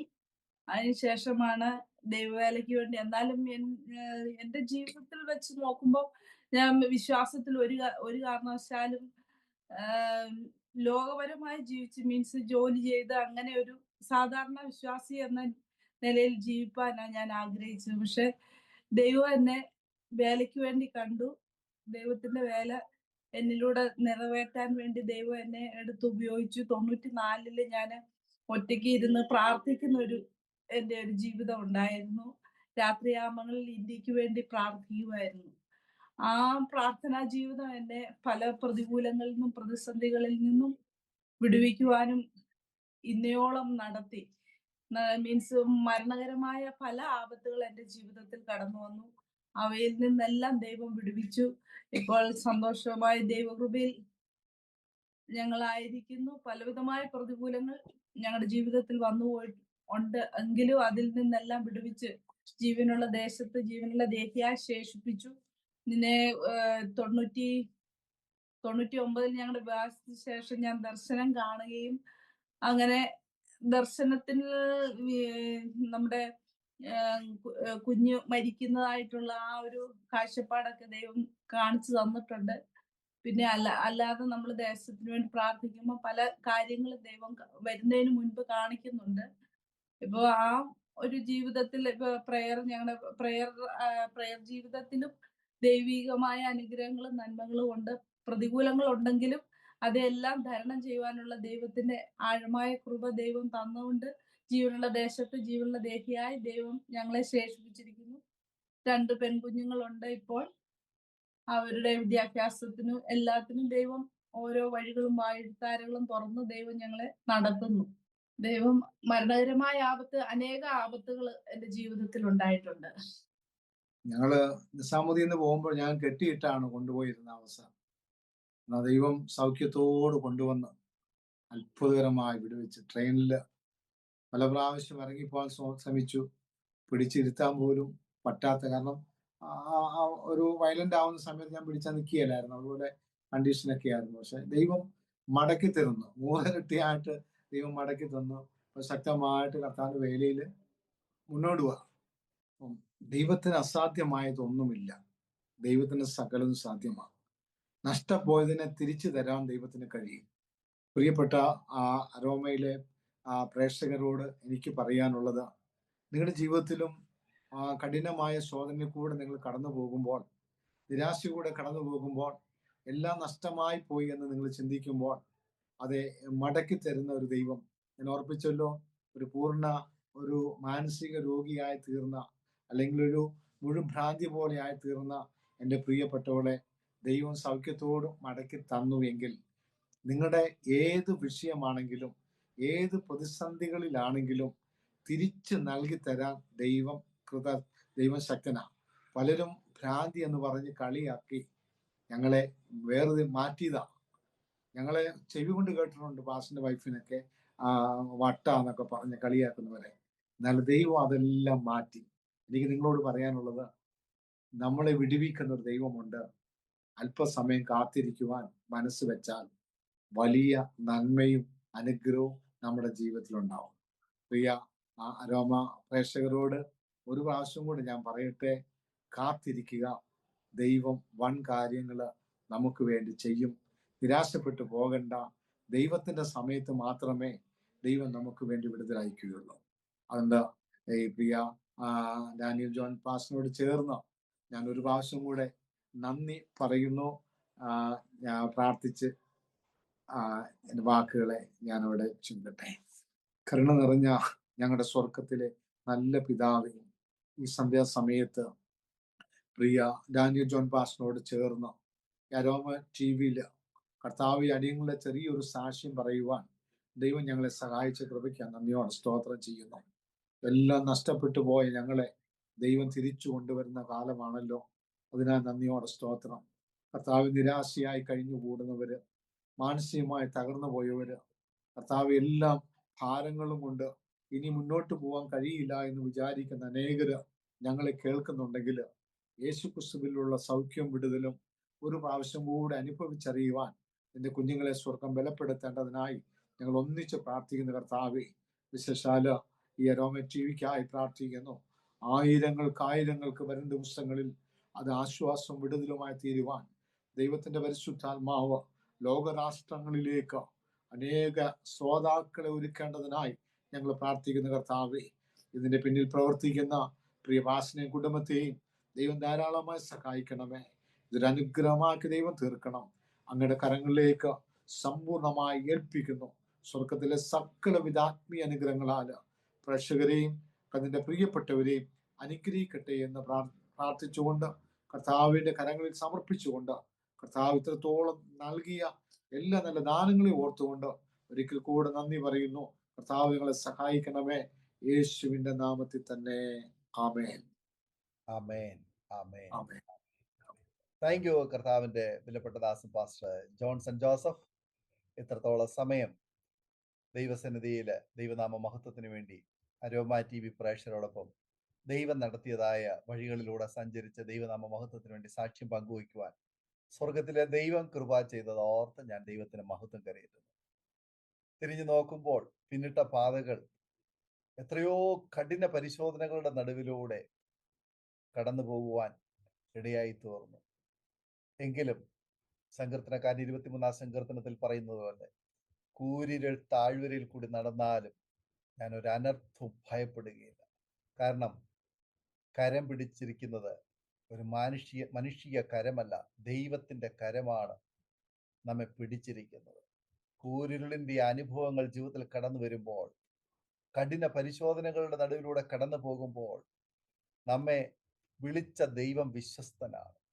അക്കരെ പോക എന്ന് കൽപ്പിച്ച കർത്താവ് ഓളങ്ങളുടെയും തിരമാലകൾക്ക് നടുവിൽ നമ്മെ മുങ്ങിപ്പോകുവാൻ ഏൽപ്പിച്ചു കൊടുക്കാത്തവൻ, പടക് തകർന്നു പോയാലും ലക്ഷ്യസ്ഥാനത്ത് കൊണ്ട് എത്തിക്കുന്നവൻ, മരിച്ച് കല്ലറയിൽ വെച്ചാലും നാറ്റഭമിച്ചാലും അതിൽ നിന്ന് പുറത്തു കൊണ്ടുവരുന്നവൻ, സിംഹത്തിന്റെ കുഴിയിലും തീച്ചൂളയുടെ നടുവിലും എറിയപ്പെട്ടാലും അതിൽ നിന്ന് നമ്മളെ പുറത്തു കൊണ്ടുവരുന്ന ഒരു ദൈവമാണ് നമ്മുടെ ദൈവം.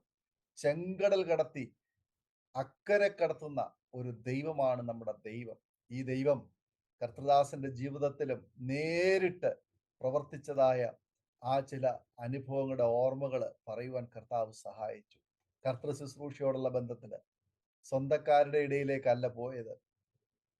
മുൻപരിചയമില്ലാത്ത, സമഭാഷക്കാരല്ലാത്ത, സ്വദേശമല്ലാത്ത ഒരിടത്തേക്ക്, ഗുജറാത്തിന്റെ അങ്ങേ അറ്റത്തെ പാകിസ്ഥാന്റെ ബോർഡറിൽ ഭുജ് എന്ന് പറയുന്ന സ്ഥലത്ത്, ആ പട്ടണത്തില് കർത്താവിന്റെ മഹത്വമുള്ള ശുശ്രൂഷയിലായിരിക്കുമ്പോൾ അവിടെ ഉണ്ടായ അതിഭയാനകമായ പ്രകൃതിക്ഷോഭം, ഭൂകമ്പത്തില് ആ ദേശം ഒട്ടുക്ക് ഭൂമിക്കടിയിലേക്ക് താണുപോയപ്പോൾ, ആയിരക്കണക്കിന് ജനങ്ങൾ അവിടെ കൊല്ലപ്പെട്ടപ്പോൾ, അനേകർക്ക് അവരുടെ ഉറ്റവരും ഉടയവരും നഷ്ടപ്പെട്ടപ്പോൾ, കർത്തൃദാസന്റെ ഒരു കുഞ്ഞും അതില് നഷ്ടപ്പെടുവാൻ ഇടയായിത്തീർന്നു.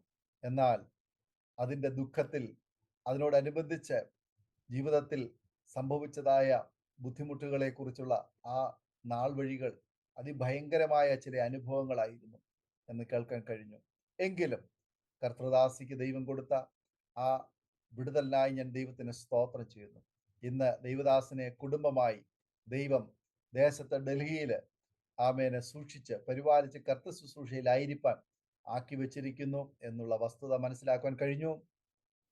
മാനുഷികമായ ആശ്വാസ വാക്കുകൾക്കപ്പുറമായി, മാനുഷികമായ സപ്പോർട്ടുകൾക്ക് അപ്പുറമായി, മാനുഷികമായ പരിഗണനകൾക്കും അംഗീകാരങ്ങൾക്കും അപ്പുറമായി നമ്മെ വിളിച്ച ദൈവം കൂടെ ഉണ്ടെങ്കിൽ ആമേ മറ്റൊന്നും നമുക്ക് ഭയപ്പെടേണ്ട ആവശ്യമില്ല. ആ ദൈവം വിശ്വസ്തൻ. കർത്തദാസനെയും കുടുംബത്തെയും സൗഖ്യത്തോടെ, ആരോഗ്യത്തോടെ, ദീർഘായുസോടെ കർത്തൃ ശുശ്രൂഷയിൽ വർദ്ധിച്ചു വരുവാൻ ആക്കിയിരിക്കുന്ന ഇടത്ത്, അയക്കുന്ന ഇടങ്ങളിൽ കർത്താവിന് വേണ്ടി നിലകൊള്ളുവാൻ ശക്തമായി ദൈവം ഉപയോഗിക്കട്ടെ എന്ന് ഒരിക്കൽ കൂടി ആശംസിക്കുന്നു, പ്രാർത്ഥിക്കുന്നു.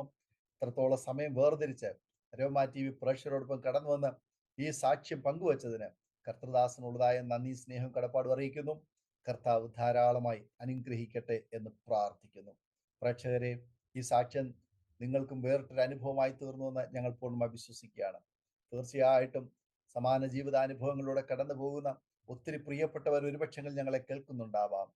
ഒരുപക്ഷെങ്കിൽ ചങ്ങലയ്ക്ക് കിടക്കുന്നവര്, ഒരുപക്ഷെങ്കിൽ മറ്റേതെങ്കിലും മാനസിക രോഗ ആശുപത്രിയിൽ ചികിത്സയിലായിരിക്കുന്നവര്, അതല്ല അതിനേക്കാൾ ഭയാനകമായ പ്രയാസങ്ങളുടെ നടുവിലൂടെ കടന്നു പോകുന്ന പ്രിയപ്പെട്ടവര്, അല്ല മദ്യത്തിനും മയക്കുമരുന്നിനും നിരാശയിലും ഒക്കെ ആയിരിക്കുന്ന പ്രിയപ്പെട്ടവര്, ഏതെങ്കിലും പ്രതിസന്ധിയുടെ നടുവിലൂടെ കടന്നു പോകുന്നവർ ഞങ്ങളെ കേൾക്കുന്നുവെങ്കിൽ നിങ്ങളെ വിടുവിക്കുവാൻ ദൈവത്തിന് കഴിയും.